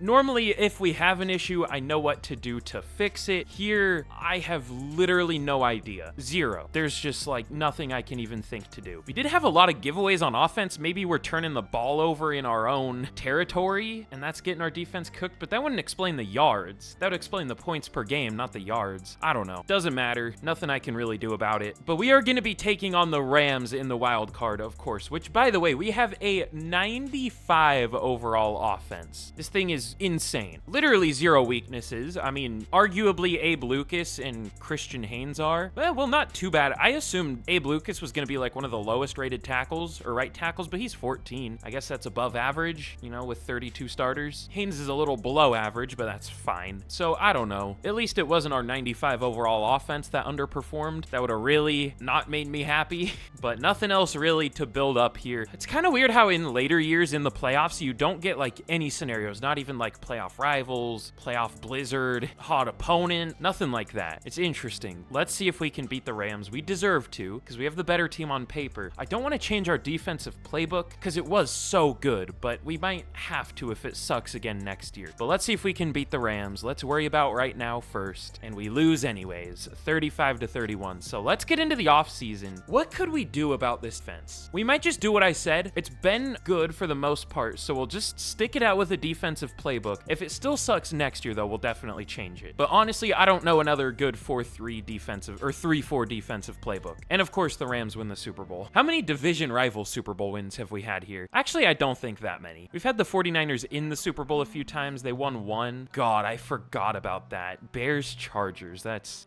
something. But now in the re-signing period, we of course have some minor cap space issues, just negative, well, it's not negative 16. It said negative 27. I guess it's not taking into account upcoming rookie contracts with littler number, the smaller number. Yeah, negative 27.7. So I don't know if we can get out of this with restructuring. I don't know if I want to. We might just take the L this year and let everybody here go because A, it's not like major players for the most part, and B, if I restructure a ton of players here, it's just gonna push our issues back even further. And it's a lot of defensive players. Like, our defense sucked anyways, so we'll just let them go. So let's just get straight to the draft. Actually, I will check if there's anyone crazy in free agency, but if there is anyone crazy, we wouldn't be able to free up enough money anyways. Okay, we'll just get to the draft. But okay, in the draft, we pick at number 20. Gonna be interesting to see what we do here. I mean, we could go like a million different directions. We have a ton of needs now. We need corner, linebacker, which we probably wouldn't go in the first round, but there are some pretty good linebackers. Okay, Keyshawn Hawthorne looks really good, but he's slow. Same with Nate Meredith. Why are they both so slow? But there are also guys like Carl Clay we could go with. We would obviously move him to outside linebacker, but he has 274. It might be a bit big. We really don't need that much offense, maybe one lineman, but for the most part, we've built the depth really well. It's just about defense here. This isn't that good of a corner class, though. It wasn't even a very good one to begin with, but there is Hugh Clayton. He has 4.32 speed, which isn't actually 4.32 speed. It's gonna be like 93 or something, but I mean, that's still really good. B-Man, I don't know if he's worth the 20th pick. If he had elite speed and elite acceleration, either one, then yes, but I mean, he would still probably be worth this pick. This is tough. Here's what I'm gonna do. This might not be a good decision because we have stuff that's a need right now, but I think I'm gonna go with the guaranteed first round talent in Carl Clay because I'm not like super thrilled about anyone else. And this is, you know, good value, not insane value because we're pretty much in the mid first, but we'll take him. Shit. I mean, I don't know what I expected, but I just assumed he would have hidden dev because he's a good player. Whatever. But is there a corner still available? I highly doubt it, but no. There is Amari Parsons day 3. What's his speed? Oh, poor speed, but elite. Change of direction, agility, and acceleration. Okay, I think we're gonna take him later anyways. Probably late 3rd. Let's go with a linebacker here, though. I mean, it's a pretty big need now. I really haven't paid much attention to it as of late. Unfortunately, there isn't anyone that looks great. Like, there are some players that have good traits, like Jamie Rivers. Great speed, elite agility, A awareness, B zone, but he is C, play rec, pursuit, tackle, like he's a bad run defender. Cedric Dyson, good awareness and play rec, but honestly looks good at about nothing else. I mean, he had a pretty good combine, but eh. And then Sean Watts, slow and not great in coverage. So is this just another really bad draft class? Or I don't know, again, maybe there were good players really early on, but I don't see anyone great left. I mean, we could go Miles Lynch. A speed rusher defensive tackle with B block shed is kind of rare. I don't know. I guess we'll just go with Will Jupin. I know we just took a defensive end, but the one we took is going to play outside linebacker. Will Jupin will be an actual defensive end. He's only 21, also probably normal dev, but he looks good. And he has hidden. I wish the other guy had hidden. I mean, this guy's still good, but whatever. We're getting into the stage where the game's starting to drive me crazy. And here, I thought the corner was gone. I was gonna cry. Amari Parsons might be absolutely horrible, but at least he has B awareness, which is usually a sign of a good overall player. I don't know. He also has a tackle, which is interesting. He probably is like a 72 overall, but I guess he could be better than that. Of course, the one year we really need corner is the rare bad corner class in Madden. I mean, I don't even know if it was bad, but definitely didn't look like a normal one. Hold on, just one last thing. Matthew Raymond. Okay, he's not fast. Does have a few good ratings, but we will go with Amari Parsons. At the very least, he's only 21. I feel the need to say this again. I don't think he's going to be very good, but he could be, and it's a pretty big need. Normal dev. Whatever. I'm in pain. We have pick 420. That's hilarious. Gotta take this too, actually. Should we go with Sherwin Thomas or Jerome Sutton? Neither of them look that good. Sherwin Thomas is fast, but bad pursuit, which is a very important stat. And then Jerome Sutton is slower. Good run defender, but not great in coverage. Who's a scheme fit? Are either of them a scheme fit? No, it's field general. We'll just go with Sutton because he's a year younger. Sure. That was a horrible draft. I can already tell. I don't know if we got a player better than, well, I think the first guy we took is going to be like a 75 or 6, but this wasn't a great one. But I didn't really have many options, to be fair. Okay, definitely better than I expected, honestly, but still not great. I mean, it wasn't horrible. Like, we technically did pretty well, just the dev traits, man. But Carl Clay was a 76 at defensive end, went down to a 74 at outside linebacker, so good pick. Even down at a 74, that isn't horrible. I hate that face scan, dude. That doesn't look like an NFL player. That looks like a coach. That face looks 60 and not exactly in shape. But Will Jupin is a 74. He's pretty good. Amari Parsons was the big surprise. I've taken players that look like him before. Not exactly, but they've been like a 71. I guess the difference is I've taken guys that have like really good man. So yeah, maybe this isn't the different type, or isn't the same type of player. Maybe it is different. They have really good man and really terrible zone, but they also have good press, and they have like pretty balanced, speed ratings, not like 87 speed, 94 acceleration. It's more like 90 speed, 91 acceleration. You know what I mean? Like, those are the not great ones for some reason, most of the time at least, but this guy also 82 play rec. That's crazy. So yeah, Amari Parsons will start. Would be even better if he had a dev trait, but we'll still take it. He's also only 5'9". And then Jerome Sutton's whatever. He also might start because we really have no linebackers. I'm probably going to look to sign free agents if possible. Maybe some money freed up. I have no idea, but let's get into year number 7. And hopefully we do well, but like I said last year, I'm going to be really disappointed if we do better this year than we did last year when we had an actual good team last year. But here's a look at the team heading into year 7. Actually a 90 overall. So, I mean, if we do as well as last year, or even better, that's probably fair. I mean, again, hopefully we do actually do better this year. Oh no, it's starting to lag again. But we do definitely have more flaws with our team this year, especially the linebacker group. It's horrible. Like in real life, a 77 and a 72 wouldn't be that bad, but a 77 is the 54th ranked middle linebacker, not even really close to starting caliber. That would maybe even be like a 69 overall in real life, and then I don't even know what a 72 would be. 90. So not the best linebacker group ever, but what can you really do about it? We don't have any money, and I guess we'll try to develop Sutton. We'll see what happens. Oh yeah, and for dev traits, did I ever mention Boye Mafe got X Factor? Same with Byron Murphy, finally. And then on offense, DeMarcus Church got X Factor. And then Anthony Santiago, yeah, that's his name. Superstar dev, so that's cool. Especially good because we lost our center, so he'll start this year. But definitely not the worst team for losing a good amount of our starters. So let's get to the midseason point and we will see if we can do better than last year. I have no idea what's going to happen this year. We have an actual good team on paper still, so we can't really expect too much. You never know. We're 3-4 with the best roster roster in the league. We have a horrible defense. All right, we're changing the defensive playbook. It worked until it didn't. So let's try my usual go-to for defensive playbooks, which I know is probably weird. I haven't really seen many people tell me it's weird. I'm just assuming it's weird, but Tampa Bay is like my favorite 3-4 defensive playbook. Now, it's very, very hit or miss, but all defenses in Madden are hit or miss. Like,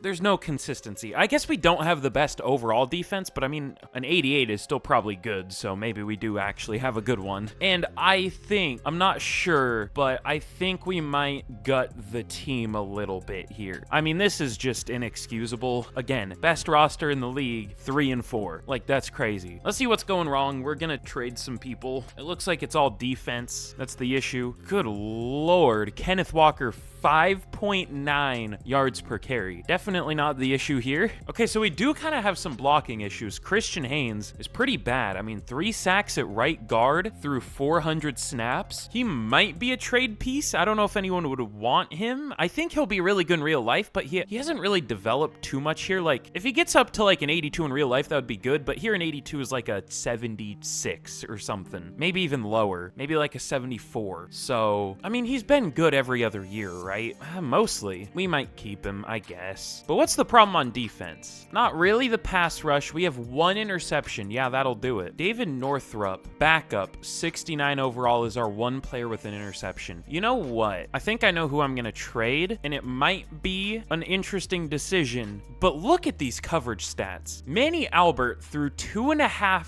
full starting years as a 90+ overall X Factor, has 1 interception and 4 pass deflections. He's over a 90, or is he a 90? Or is he over a 90 at this point? I mean, either way, he's around a 90 overall. Yeah, he's a 90. Like that, those should not be your stats, even if you're like a 71 overall. Like, those are ridiculously bad stats. So you're getting the boot, and we're gonna get full value off of his overall. So we're gonna get a lot for him despite him playing bad, because it's not my fault Madden sucks. You know what? We're gonna take a full first-round pick. He's only 23, probably gonna be a 99 overall at some point, and we're trading him to the Jets. Surely a trade for a safety between the Jets and Seahawks would go well for the Seahawks, definitely. So I can't wait to see him win Defensive Player of the Year. That'll be great. But yeah, he's been horrible. Amazing overall player with 99 overall potential, but that doesn't really matter if you're playing like a 40 overall. And let's see, is there like a rookie free safety or something? I guess there wouldn't really be a point in trying to develop a safety, really, because A, they'll never be good enough to actually use, and B, we still could salvage this season. Maybe.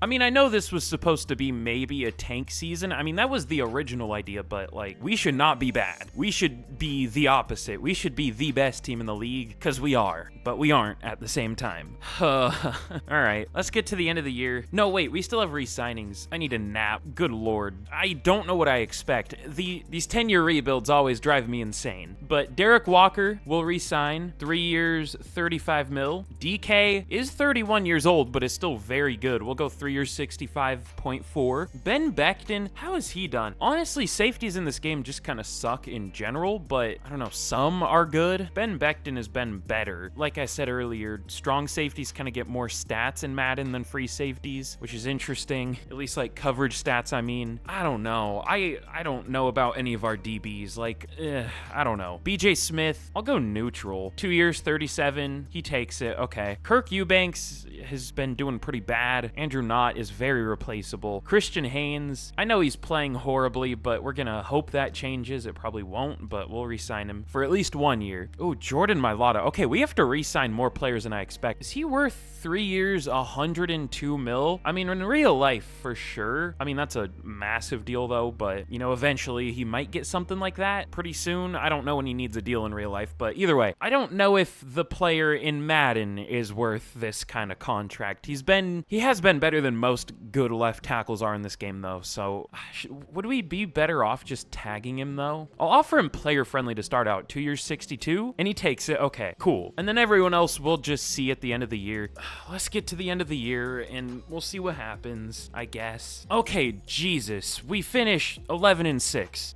I should just point out that we also lost. I accidentally simulated one game. I wish I didn't for my own well-being, winning, but accidentally simulated the Panthers game, and we lost to the Panthers, who are an 86 overall, which is one of the worst teams in the league. Thankfully, we won a lot of games after that. We did lose to the Commanders, which I'm sure they're a great team. Maybe by this point, I don't know. But let's see what happened with the team and who we may or may not be benching for the playoffs here, and may or may not be sending to the Shadow Realm in the offseason. Okay, DeMarcus Church, those are like almost the exact same stats as last year. Kenneth Walker, 6.1 yards per carry. He is insane. DK and JSN both had over 1,100 yards. I'm trying to make this quick. I hate the lag. It like isn't responding half the time either. Okay, Kirk Eubanks was awful at right tackle. Big surprise. So we might bench him for the playoffs. We had a ton of tackles this year. Lots of TFLs, 19 for Mafe, 18 for Murphy, and sacks, 12 for Mafe, 7 for Nwosu, 5 for Murphy. Still really no interior pressure. We did have interior pressure at one point, not anymore. And then interceptions, 2 for Witherspoon, and then 1 for 3 different players. So picks were definitely our issue this year, but I don't know how to fix that in Madden, honestly. Like, it's just entirely luck. There aren't even really, from what I've seen, different playbooks that get more picks than others. I mean, I know the Bills, if you're going 4-3, doesn't get many usually, but it does at times. I don't know,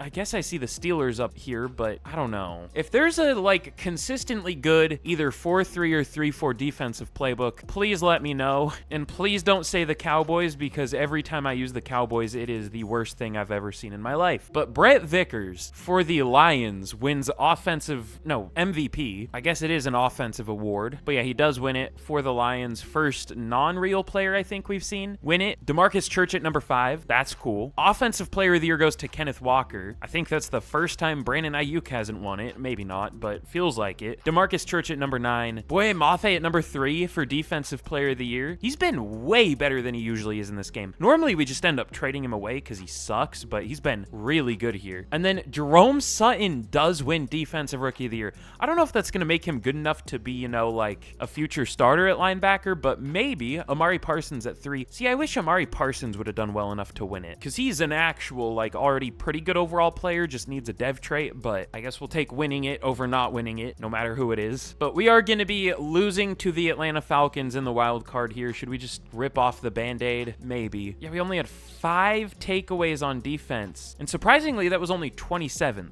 What was I wonder if that's a stat you can look up. God, Stat Muse. Unlock the full list by paying us for something you'll use once and then never use again. I'm okay. Takeaways per game, just give me the total. Whatever. Last in the NFL was last in the NFL in 2023 was 0.6 per game, which is what is that? 10 maybe? 9? And that was last by a little bit. Tennessee had 0.8. Yeah, Carolina was apparently last with 10. So yet another thing that isn't realistic in Madden. Shocker. But let's see if we can beat the Falcons in the wild card.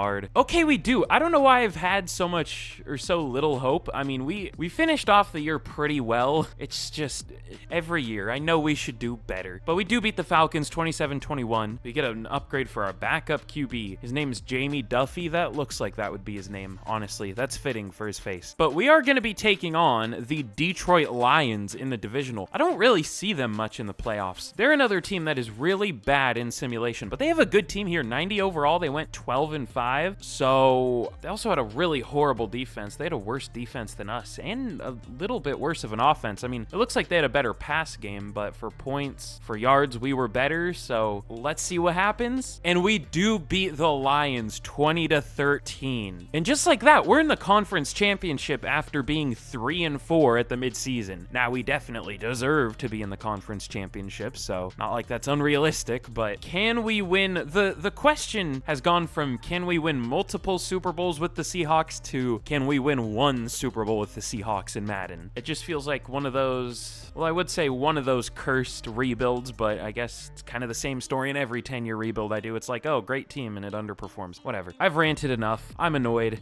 It's the 9-8 Cowboys. They're 9-8 and they're the Cowboys, and they're the home, well, no, I guess they're the home team, so that would work in their favor in real life, which means it works against them here, so maybe it's possible. But they are also the worst overall team, so let's see if we can move on to our first Super Bowl of the rebuild in year 7. Finally, we do. 31-17. We kind of smack the Cowboys. Oh, rightfully so after what we've been through. But we get an upgrade for DeMarcus Church. That's huge. And we are going to be taking on the New York Jets in the Super Bowl.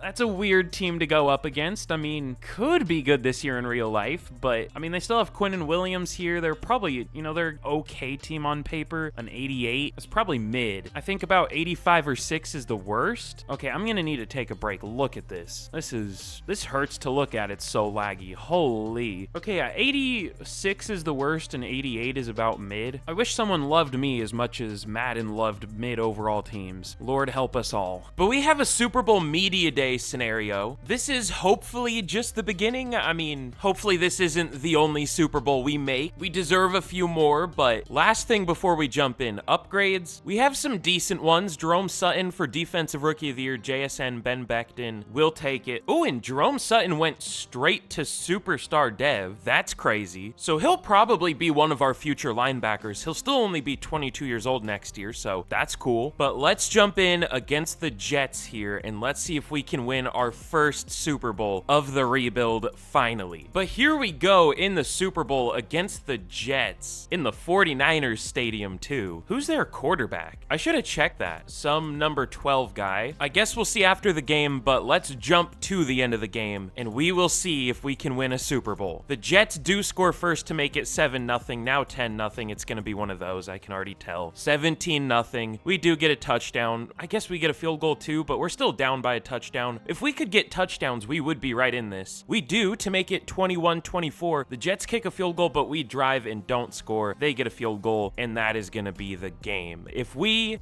could have not stalled out, would have won, but I guess that's the story of pretty much every game ever, so you hate to see it. We lose to the worst overall team. Big surprise. But for re-signings, I don't really know if I want Ben Becton. He's been all right. Last year, he was pretty good. This year, he sucked, at least stats-wise. The year before, he sucked. I don't know. Should we let him go? How expensive is he? He's almost 20 mil a year. That isn't great when we're tight for cap space. We might let him go. I mean, something with this team just isn't working, as is usually the case in Madden, so we're just gonna let everybody here go. I mean, why not? We'll do a little soft reset on the team, I guess. And let's see if there's anyone we want to add in free agency, but we could actually go like rebuild mode here. Not full rebuild mode, but maybe trade some defensive players away that are underperforming. I guess we don't really have many good defensive players left. It's a pretty bad defense on paper now, which means it'll probably play better. Okay, Jack Morgan. I noticed he had hidden dev, so I made him the number 4 receiver. I think the CPU just picked him. Oh, he has 99 spec catch, and of course, superstar dev. That's interesting. Don't think he's ever really going to play a role, but that's still interesting. But let's see, are there any good free agents this year? Yes, but they're all old. TJ Watt's here. I know he's going to be like more of a 7-sack guy for us, but it still would probably be an upgrade over what we currently have. All right, let me restructure some deals. I see a few players I want. It depends how much money we can free up, but let's see what we can do. But here is what we are going to try to do in free agency. We're going hard. We are going to go for Dexter Lawrence, TJ Watt, and we're giving a budget deal to Ben Becton. I mean, I would be fine with that. I don't want to pay him close to 20 mil, but this is like 14-ish mil per year, so I'd be fine with that. I don't know if he'll take it because, it's a yellow offer, but we'll see. But I hope we can get at least Lawrence and Watt. If we don't get Becton, it's not the end of the world. It's not hard to draft a safety. But yeah, we're going for all defense, obviously. We do still need a right tackle, by the way, but there are some pretty good ones. Caleb Spikes is only 26, but he's also not good, so that's tough. I mean, he's a good overall, but that doesn't matter. Ooh, Abe Lucas started for the Jags and was terrible, but once we sign our players, we might restructure some and maybe bring him back. I don't know, because we just don't have anyone right now. But anyways, these 3 players, do they want to sign? All 3 of them sign, and we get all 3. Our defense should be good this year. If our defense isn't good, again, fire EA into the sun. Get him out of here. But in the draft, we pick at 31, maybe the most depressing pick you could have. What do we want to do with this pick, though? I saw some decent linebackers this year, but not until later in the draft. I guess Gregory Price. What's his speed? He has horrible pursuit, so probably isn't good, but might be okay. Definitely not worth this pick. The one I'm thinking about is Jonathan Lloyd, though. Speed check? Ooh. Okay, yeah, We'll think about him later. Not the best pursuit, but could be a good player. I don't really know what I want to do in the first round here, though, at all. I mean, I know we don't have the best team, but we also kind of do. That doesn't really make sense, but, you know, we have a few holes on the team, but I just don't know what would be best draft because the players at those positions don't look great. Our biggest issues are probably linebacker, one more D lineman, safety is probably our biggest issue, and then a corner. And then on offense, I signed Michael Fredrickson, which I feel like that's a name of somebody. It looked like he's been playing well for whatever team he was on. It was the Titans. It's a pretty run-heavy offense in Madden, so we'll see how he plays. Wait, I just noticed something. This might be one of the unluckiest seasons I've ever had in Madden. Not only did we make the Super Bowl and lose it when we definitely deserved to win it, we had the Jets' first-round pick. So the team we lost to in the Super Bowl, the pick we got from them ended up being the worst pick possible. I'm in pain. I am in so much pain.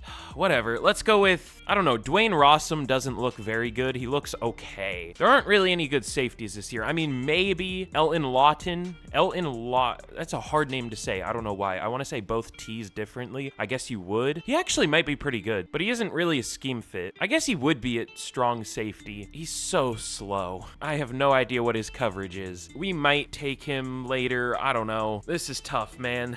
Chris Claiborne looks pretty good later, round 3 to 4. I don't know. I don't know what to do. There's a good center, I guess. Maybe I just shouldn't draft well. Maybe if we make the team bad, we'll do better. I've joked about that being a legitimate strat. It might be. I'm serious. But let's see. We're either going to go with like Josh Tyson or Dwayne Rossum or Elton Lawton or DeAndre Shepard here. DeAndre Shepard looks pretty good. Solid speed, but elite acceleration. Not a scheme fit, but still good. We have a lot of options, and I don't know if any of the options are all that good. Let's just go with, we don't need center, though. We might, but we don't need it right now. Let's go with Dwayne Rossum. I acknowledge that he's probably not great, but we need a safety. Normal dev, awesome, cool, great. I'm having a good time. At corner, let's go with DeAndre Shepard. Looks good. Oh my god, dude. Normal dev. And around 2, are any of the centers left? Mitch Graves is still here. He looked okay. We might take him. He looks pretty good, I guess. There's also Brandon Greer, first to second round talent. Damon Harrison, he's back. Maybe one of the most underrated recent players ever, but he's back. But let's go with, should we go with Claiborne or the center? Let's go with Claiborne, because I don't think the safety we took earlier was good. I don't know if this guy's good. Probably not going to have a dev trait. I just need to say nobody's going to have a dev trait, and they immediately will because the game loves to prove me wrong. I'm losing my mind, but we'll take it, I guess. And should we go with one of the linemen here? Okay, all the good linemen are gone anyway. It's not that we're desperate for one anymore, but last pick I'm going to show. What does Heath Jenkins look like? Great speed and excel. Looks good, but only D pursuit. Okay, we'll just go with Jonathan Lloyd. Sounds good. Hidden dev, that's cool. This is going to be an interesting year once again. I'll say that. Okay, what is with these draft classes lately? Am I just washed? Like, are there just no good players by the time we pick? I should have taken Josh Tyson. That much is clear now, but maybe I'm just washed. I don't know. Todd Whittle, what a name. Dwayne, I keep wanting to call him Dante Rossum. I don't know. Dwayne Rossum. I mean, a 75 isn't horrible for the late first. Same with I thought DeAndre Shepard would be much better. He just has horrible man coverage. Wasn't it B to D? So I guess it was a D. That's awesome. Chris Claiborne is terrible. Just isn't particularly great at anything, so that's always good. We still might start him because at least he has a dev trait. And then Jonathan Lloyd is pretty good. My last pick was Richard Clifton. Sounds like a president's name. The CPU did absolutely nothing. I guess it picked a decent tight end, but like 5th string at this point. Let's get into year number 8. Can we be good, please? We have a 93 overall team. If we are not good, I'm gonna do some things I cannot say on youtube.com. But here is a look at the team heading into year 8. We are a 93 overall. This is one of the best teams I've ever built, and we have no Super Bowl wins to show for it. But the offense, very good. DeMarcus Church, up to a 92. The problem is, well, there are a few problems. One of them is the fact that we're gonna have to re-sign him, but you'll see how much cap space we we have at the midseason. The team might completely collapse. I've been saying that for a few years, and we've held it up, but this year it might be impossible. We'll see. But here's a look at the defense. It should be good. It should be good. Keyword should. Now, will it actually be good? I don't know. Your guess is as good as mine. It was good to finish off last year, so hopefully we can, you know, stick to that. We have a 95 overall offense and a 91 overall defense. I want to see where that ranks in the league. I actually want to give the team we built a little more spotlight after this, because it is crazy good. But okay, the Lions and Jets are a 90. Same with the Falcons. Are the Chiefs a 91? Maybe they've fallen off. They're a 92. Okay, so we're not the best by much, but we are the best on paper still. The Bears are also a 90, so we do have the best roster in the league still. I don't know how much longer that's gonna last for, but it might be better once we don't have the best. But I mean, this team is ridiculous. We have Kenneth Walker playing up to a 99. This receiving core is insane. The top three, great tight end, good O-line, I would hope. And between Boye Mafe and TJ Watt, this should be one of the best pass rushes in the league. Well, not just with them, also with Byron Murphy and Dexter Lawrence. And I also signed this Phil Hawkins guy out of free agency. He's good. He was a defensive tackle, but I moved him to defensive end just because he would actually start there. The only things I have my concerns about are the linebackers, and I guess some of the DBs, like at free safety and maybe corner, but we should be good. Also, I don't know if I mentioned, but Amari Parsons did get star dev. Maybe I mentioned that. I don't know. Where does he rank for corners? I'm curious. An 82 is number 58. That's not amazing. This is really making me realize I need to lower my XP sliders. I don't even know if that's the issue. I feel like it's just the fact that the draft classes are always so loaded, but I don't know. Either way, I'm just rambling at this point. Let's get to the mid-season. We'll see how we do. If we're bad, I'm trading literally everybody away. I'm not joking. We are 4-3 with the best roster in the league. All right, what's the problem? Who's getting traded? Is it blocking? It looks like we're kind of equally bad on offense and defense. Okay, Michael Fredrickson and maybe BJ Smith are getting benched. And then we actually have 4 interceptions, which is 4 more than I expected to have. Is there anyone who has like 0 pass deflections? Amari Parsons, 0 picks, 1 pass deflection through 7 games. He might be a bench candidate. Devin Witherspoon, 1 pass deflection, 0 picks. I mean, we can't really bench him because he's a 96 overall, but I don't know if he's played like a 96 overall this whole time. He hasn't had above 9 pass deflections this entire time. That's great. All right, well, I'm gonna do something with the depth chart here. Let's put Abe Lucas as our starting right tackle, which Abe Lucas was just a free agent, so I signed him as depth in case we needed to start him, and we do. And then Devin Witherspoon and Amari Parsons. I don't know if I trust Parsons as the number 1, but I guess we'll just make Witherspoon the full-time slot. I mean, he is, you know, like that's probably his best position. I just didn't know if Parsons would be able to work as the number 1 corner, but we'll have to try it. But for re-signings, we have negative 84 mil. That's even worse than it showed at the start of the year. I thought we were going to have negative 70. We have negative $84 million in cap space. That's unfortunate. Oh, we don't get the 5th year for DeMarcus Church. I forgot about that. Okay, well, goodbye to DeMarcus Church, unfortunately.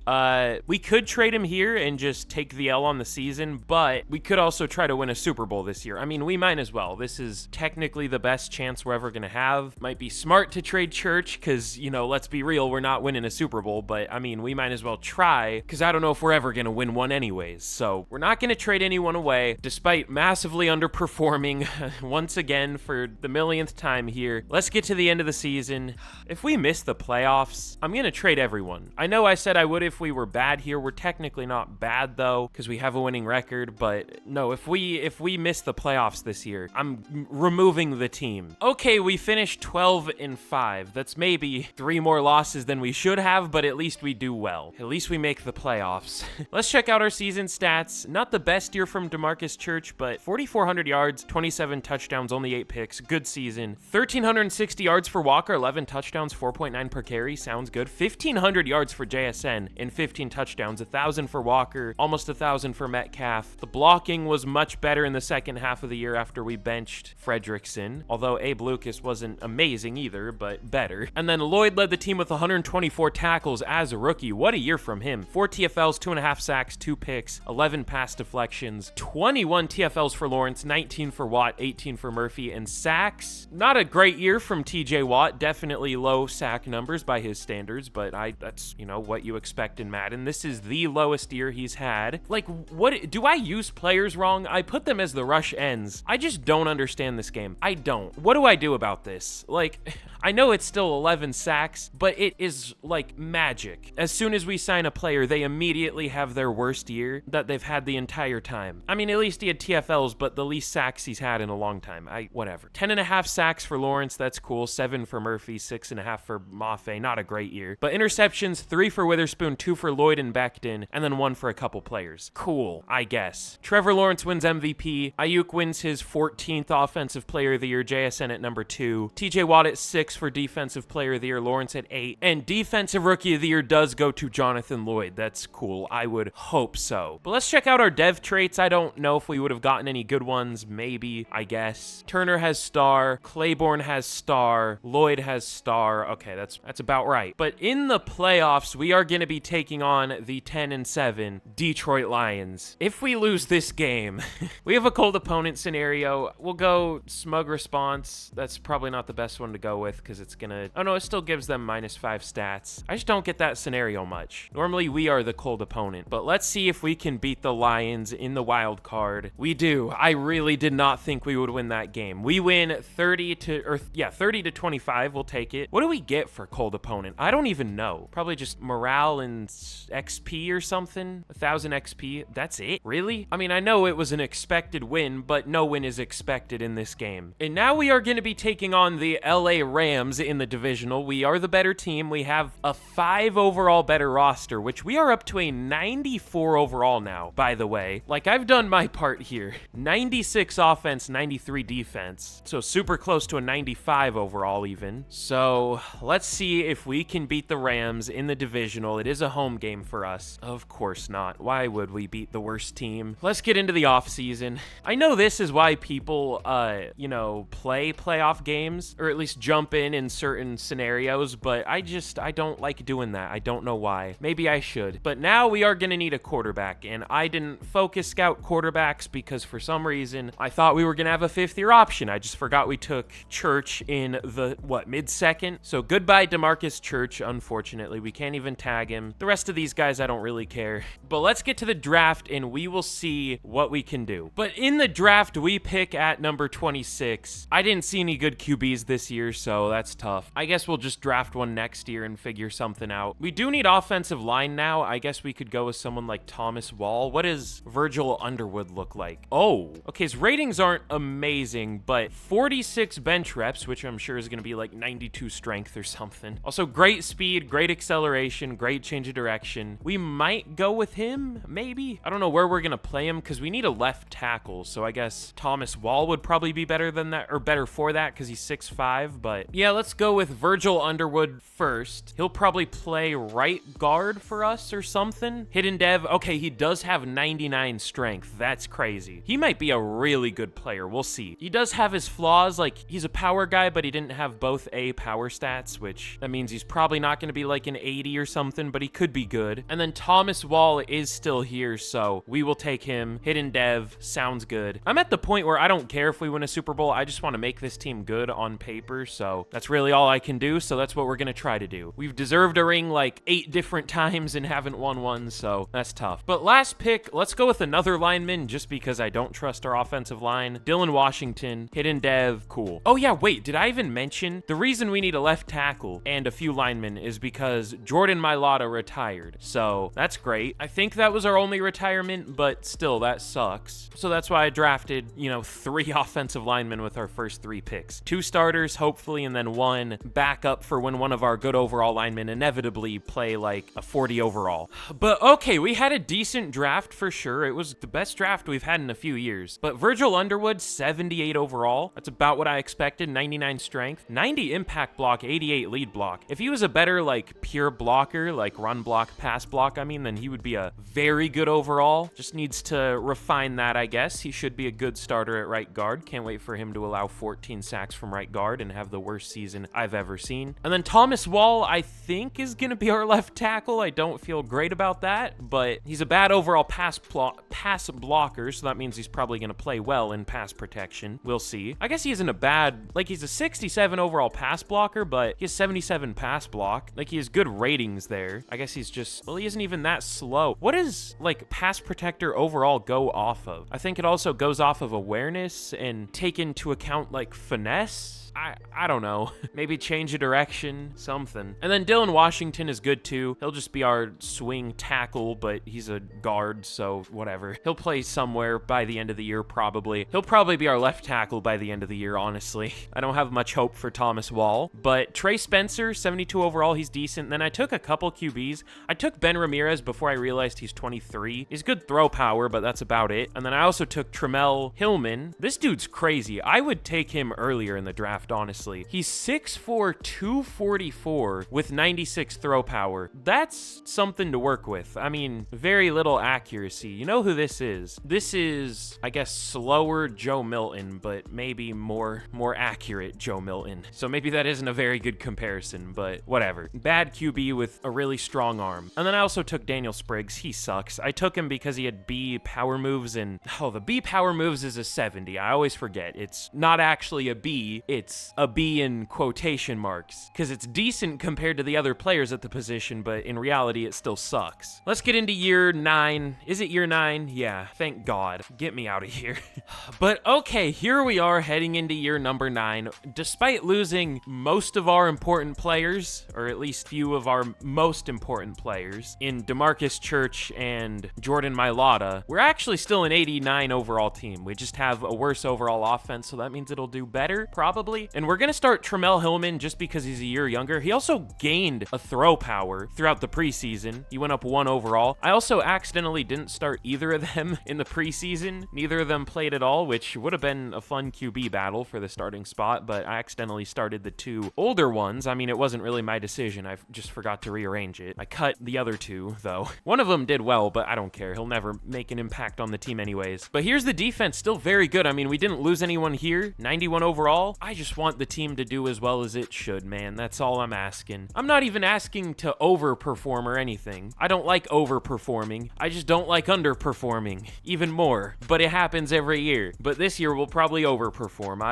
I wouldn't even complain about that anymore because we deserve something, man. Let's get to the midseason point. Can't wait to be 6-1 after we lost our entire team. No, we probably won't be good, but I don't know. That DeMarcus Church MVP season for the 49ers is gonna hit like something. I don't know if it's gonna hit like crack or hit like a truck, or it's not gonna feel good. I'll say that. Okay, y'all know that one like meme of Squidward like bending over and whispering something to SpongeBob, but at the bottom it says like in impact font, "I'm gonna kill you." That's kind of how I feel right now. We are 1-6. We have a 90 overall team. Our team isn't even bad. We are still better than almost every team in the league. Are we still the best roster? We are 1-6 with the best roster in the league. Oh my God. I know we don't have a good QB. That shouldn't matter. It isn't even his fault. He's doing well. What do I do? Oh my God. All right, who's getting benched? Thomas Wall, yeah, easy. DB, we're gonna bench Devin Witherspoon. No, we'll trade him. He's been awful. Another borderline underrated Seahawks player just in the fact that he didn't win Defensive Rookie of the Year. Y'all know me, I have my gripes with the team. I always say I'm not the most biased Seahawks fan ever, but the Seahawks absolutely deserved Defensive Rookie of the Year this year. Devin Witherspoon did. And Kenneth Walker deserved Offensive Rookie of the Year last year. I'm fine with the sauce over Tariq Woolen one, but oh God, we're not even gonna be able to trade Witherspoon. Well, A, no teams have money, and B, we don't have any money, so for some reason the game doesn't allow us to save money.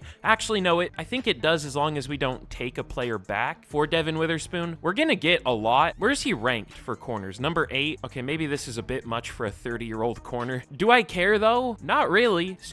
I want to say some words right now. I thought it lets you trade players even if you're over the cap space as long as you don't get any players in return. I want to say some words that cannot be said on YouTube. Oh my God. This is the worst rebuild I've ever done, and I don't think it's close. This is how I end up feeling at the end of every 10-year rebuild, but this is like insane. All right, well, we're gonna like completely bench Witherspoon and then trade him in the offseason if possible, because he sucks. And we are gonna bench Thomas Wall for Dylan Washington. This is rough, man. We have the best roster in the league. What do I even do about this? We have some re-signings, JSN. I would maybe trade JSN, but the game won't let me. I don't want to give him a 5-year deal. How about 3 years, 71? No? Okay. Anthony Santiago, I guess we'll go 4 years, 33. That's really cheap. Kenneth Walker, 3 years, 57. Sure. BJ Smith, 3 years. Sure. Dexter Lawrence, 2 years. Sure. Boye Mafe, we're out of money. L. Let's get to the end of the year. I tried. I did my part. Can you really blame me? What more can I do? The voices are getting louder. I hope you guys at least enjoy my suffering, because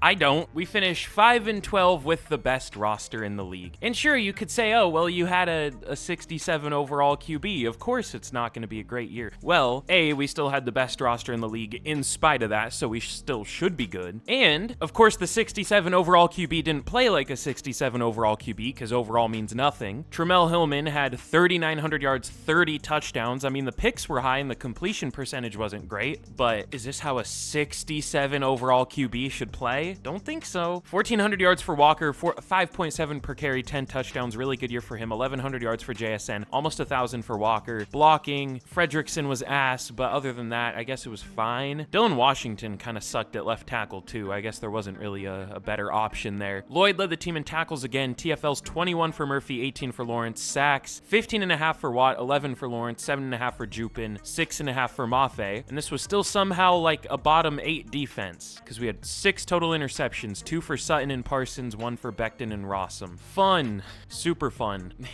Okay, Patrick Mahomes is on the Colts. That's something. DeMarcus Church was up there for MVP on the Jags, of course. I mean, at least he didn't win it. Puka Nacua wins Offensive Player of the Year. As soon as we escape the Brandon Ayuk Offensive Player of the Years, it has to be another division rival winning it. TJ Watt at 3 for Defensive Player of the Year. Lawrence at 10. Offensive Rookie of the Year does go to Tramel Hillman. We'll probably still replace him because he won't develop, but I mean, he was good enough for the team to go 5-12. All right, let's change the defensive playbook again. This isn't working. Let's try, what if we transition to a 4-3? I like 4-3 playbooks more. Let's try the Cardinals. I've seen their defense do well in this game. That's probably an insane pick, but like, we got to switch something up, man. But let's get into the final off season. Still no Super Bowl wins despite having the best roster in the league for like 8 out of the 10 seasons here. I don't think that's necessarily true, but we've had the best roster in the league for quite a while, it feels like. And we're getting teams like the Colts at probably an 86 overall winning the Super Bowl. But okay, 4 re-signings. We will go player friendly for JSN. If he doesn't take it, he doesn't take it. He does. Cool. It was a long deal, but it's the last year anyways. I could care less. Boye Mafe, I think we'll let go. Ever since we kind of replaced him with TJ Watt, he's done nothing as the number 2. I mean, 6.5 sacks isn't exactly great. He isn't super expensive, but definitely not worth 23 mil a year for 6.5 sacks. I'm more than good. TJ Watt, we obviously want back. I'll even go player friendly just so we can for sure get him back. 3 years, 60. Why is he cheaper than Boye Mafe? That's interesting. Was he cheaper? I don't know. I think he was. I think he was only like 20 mil a year. But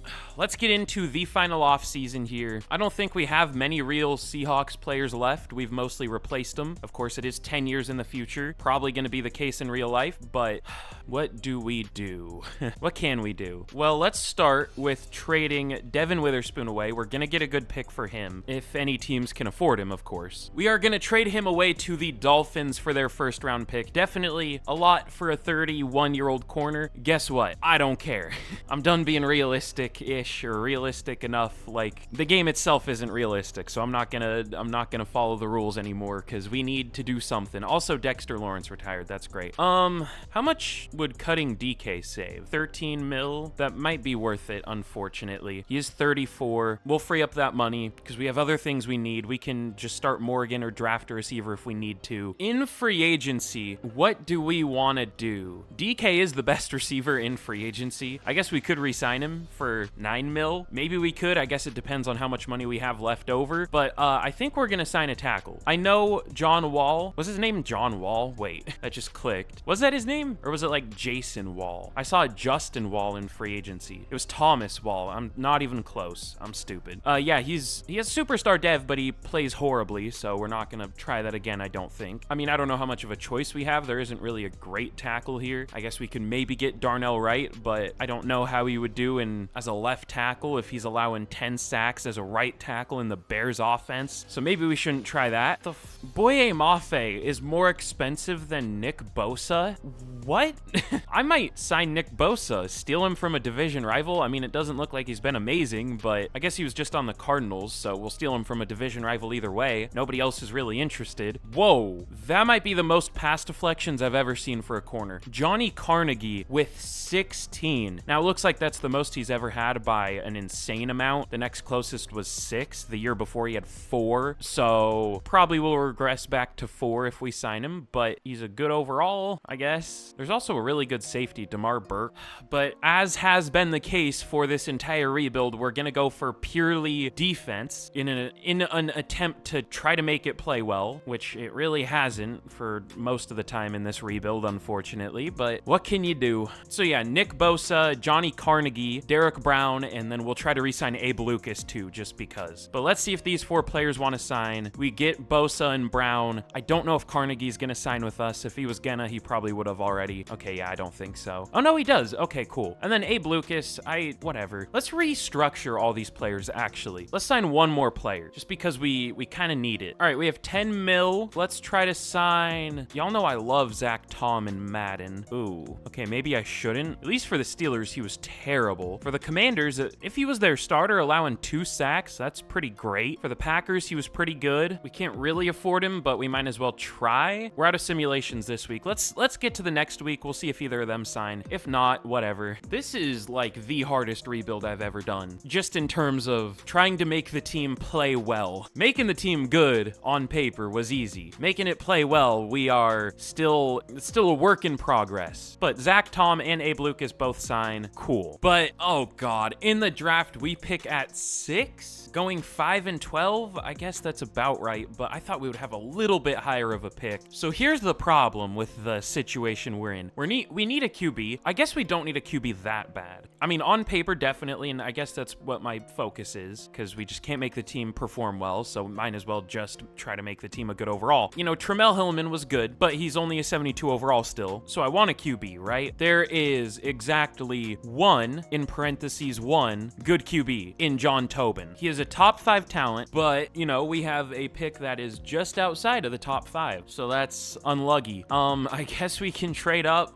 maybe. Do the 49ers need a QB? If a team that doesn't need a quarterback literally at all and won't need one at any point in the near future, if one of those teams takes him, I will scream. Okay, the 49ers definitely do not need one. Purdy's still only 32 and like a 98 overall. I saw B at the end of that, HB, which by the way, they took another running back at number 1, or another team took a running back at 1. And the 2 teams that took a running back at number 1, by the way, are the Dolphins and 49ers. Like the 2 teams that have the most niche needs at running back. Like they just go for speed, so why would you spend a high pick on one when you can get a running back that most other teams wouldn't really get a use out of? That's something. Bills, do you need a QB? Definitely not. So that means they're probably going to take one. No, okay. Jags? I think they still have Trevor Lawrence coming off an MVP season. He might be really old though. Oh no, they have DeMarcus Church. Never mind. Wait, Trevor won MVP, right? Who did he win MVP with? Was it the Bills? Did he even win MVP? Am I just imagining that? Oh, it was the Titans. Okay. So Jags, they go with a left tackle. Saints don't need a QB. Looks like June is on a new contract for them. God, it's so bright. I can't see what position that guy is. Wait. Oh, it says OLB. I thought I saw QB, but no, I don't think that's what our quarterback looks like. No. Might be some confusion. They look pretty similar. I don't know. And then Chiefs, they might take the QB. They do have an X Factor guy, so we're going to trade up 1 spot. Obviously, if the Chiefs were going to take this QB, they wouldn't trade down with us because we're obviously trading up for the QB, but they don't have to know that. So I don't know. We'll give up a 4th and a 7th to move up 1 spot from 6 to 5. Sure. We don't need those picks anyways, but let's take John Tobin out of Boston College. If he has normal dev, I'm gonna legitimately cry. There will be tears and there might be blood. Let's take him. He has hidden Cool. He's a good player. Hopefully he plays well. I don't even know if I care anymore. Just, he's a good player. That's cool. That's awesome. That's great. And then we have pick 10 from the Saints. We could go with a safety. Vince Edwards looks okay. Josh Brackens looks okay. He was fast, I guess. There's Levi Waddell. You know, honestly, looking at him, I would think he's better than a first to second round talent. B for pretty much everything, just C zone, but A man, great speed, ran a 4.39 and a 4.32, but he only has decent acceleration, so I guess that's what holds him back, I guess. I don't know. So I don't really know what to do with this pick. I kind of traded for it for no reason. Enrique Tucker looks good, but he's not supposed to go for a long time. Is there like a crazy good interior O-lineman this year? Doesn't look like it. Earl Cartwright looks really good, actually. Ooh, wait. Oh, I wish he had better awareness. Did I say Earl Cartwright? Evan Cartwright, whatever, doesn't matter. I might take him here just for fun. I know he's probably not worth the top 10 pick, but I mean, he's a power guard. He has 40 bench reps, which is the rare, like, power guard with good strength. I guess not super rare, but he has obviously good power, but A, run block finesse? Or no, not A B at least. At least it's not a C or a D. I'm kind of like, I don't know if you can tell, my words are starting to not word. This game is sucking the life out of me, just like your mother. Sorry. Let's go with Evan Cartwright. He's good. That's cool. I maybe should have thought about receiver. It just didn't even cross my mind, but I don't know if I care at this point. We at least have somebody there. Did we re-sign DK? I don't remember. What? Randy Newman. Let's go. That's awesome. He's also 5'8". Doesn't look that good. I mean, he has good deep route, but that's it. Should we go with Enrique Tucker? I never saw what his speed is. It's solid, but he has elite acceleration. We'll probably take him. Kyle Lewis, isn't that like a Mariners player? I don't know baseball at all. I think I've heard that name before. I might be completely making that up though. Mitch Hayden looks good. Ooh, kind of an athletic freak. Elite strength and acceleration, great speed. Is there a way we can get away with taking 2 corners here? How about we trade up the rest of our draft picks for Enrique Tucker after we take Mitch Hayden? Sounds like a plan to me. Oh, why would an athletic freak be able to develop at a quick rate? That would be crazy. How unrealistic that would be. I'm gonna need to take like a 4-day break. I'm taking like the biggest. I'm so dramatic about a video game, but it's so frustrating. Good Lord. All right, Eagles, where are you at? 3 and a, I don't know, 5 and a 6. That's probably too much or not enough. I don't know. I don't care. Didn't ask. Last pick. Let's take Enrique Tucker. Let me guess. Normal dev? Nope, I said it, so he had hidden. That needs to be the strategy. I just always need to say normal dev and they'll have hidden. Whatever, we'll take it. I need to remember to do that more, like genuinely. That might be a strat. But here's how we did in the draft. John Tobin is an 80 overall, of course. Very good player. I didn't even really look much at his ratings. I was just like, yep, top 5 talent QB. Sounds good. He looks pretty good. Just throw power kind of carries his ratings. I mean, he's accurate too. Good deep accuracy, really good awareness for a rookie. Good enough speed. Evan Cartwright isn't great.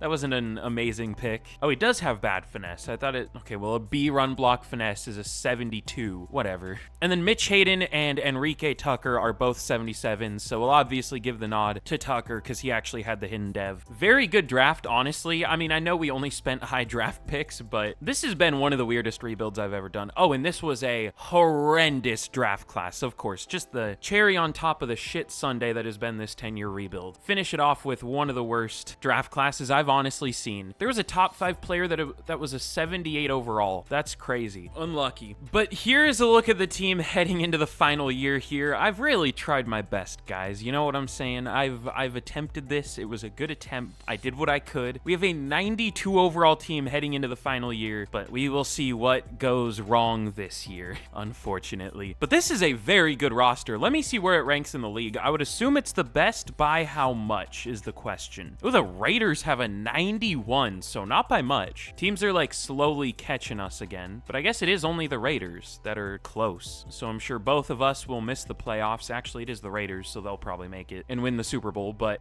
all right, enough negativity. No matter what happens, it happens. Let's get to the, you know what? Let's just get straight to the end of the year and we will see how we finished. But okay, here we are at the end of year number 10. And you know, if you haven't already, be sure to leave a like, be sure to subscribe if you've enjoyed my pain throughout the rebuild. Again, I've absolutely tried my best here. I would say, you know, 2,000 likes or 2,500 and I'll do another 10-year rebuild, but I don't know how much I enjoy 10-year rebuilds anymore. They kind of just don't go well, but that all could change this year. We'll see. Let me know any fun rebuild ideas y'all have down in the comments. In year number 10. Oh yeah, by the way, one thing before I reveal how we did. For dev traits, we got pretty good ones. Of course, in the final year where they're not going to get to develop because it is the final year, but at least we got them. John Tobin has X Factor. That's really cool, I guess. And then Enrique Tucker has Superstars. So cool. Wish we got those earlier. But in the final year, we finished 13-4 and we made the playoffs. Now, somehow we didn't make the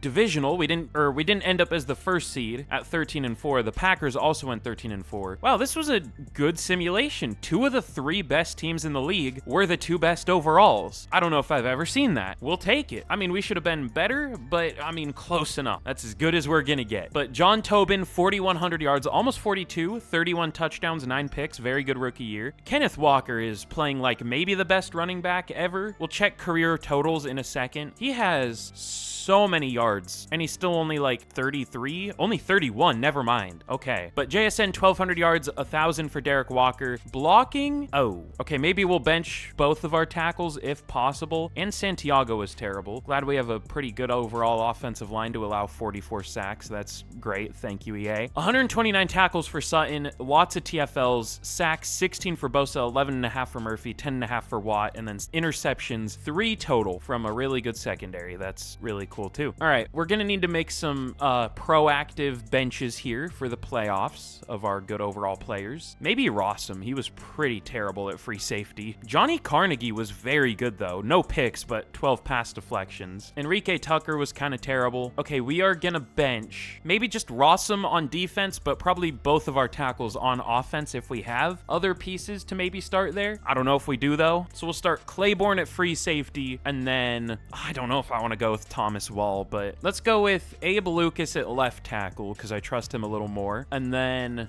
I don't know, either Underwood, Wall, or Washington. Maybe Underwood. He's the highest overall. Oh no, he's already a starter. Never mind. Guess Thomas Wall. I mean, either way, it should be better because they're lower overall players, but we'll see. Oh, do we not have a good punter? I mean, I don't know how much I care about that, honestly. We don't have cap space anyways, so I couldn't sign one if I wanted to. Yeah, we don't have a great one, but whatever. But, oh yeah, I was going to check career totals. A lot of the players we've kind of moved off of, but I guess we still have a few. Kenneth Walker, 15,000 yards. 135 touchdowns, 5.2 yards per carry is his career total. Almost 10,000 yards for JSN, still with probably like 4 years to go in his career at least. 76 touchdowns. Zach Tom has allowed 64 sacks through 10 years, that's great. But 1,100 tackles for TJ Watt, 259 TFLs, 232 for Bosa, and 224 sacks for TJ Watt. Damn. And then Ben Becton, my GOAT, my king, has a whole 8 interceptions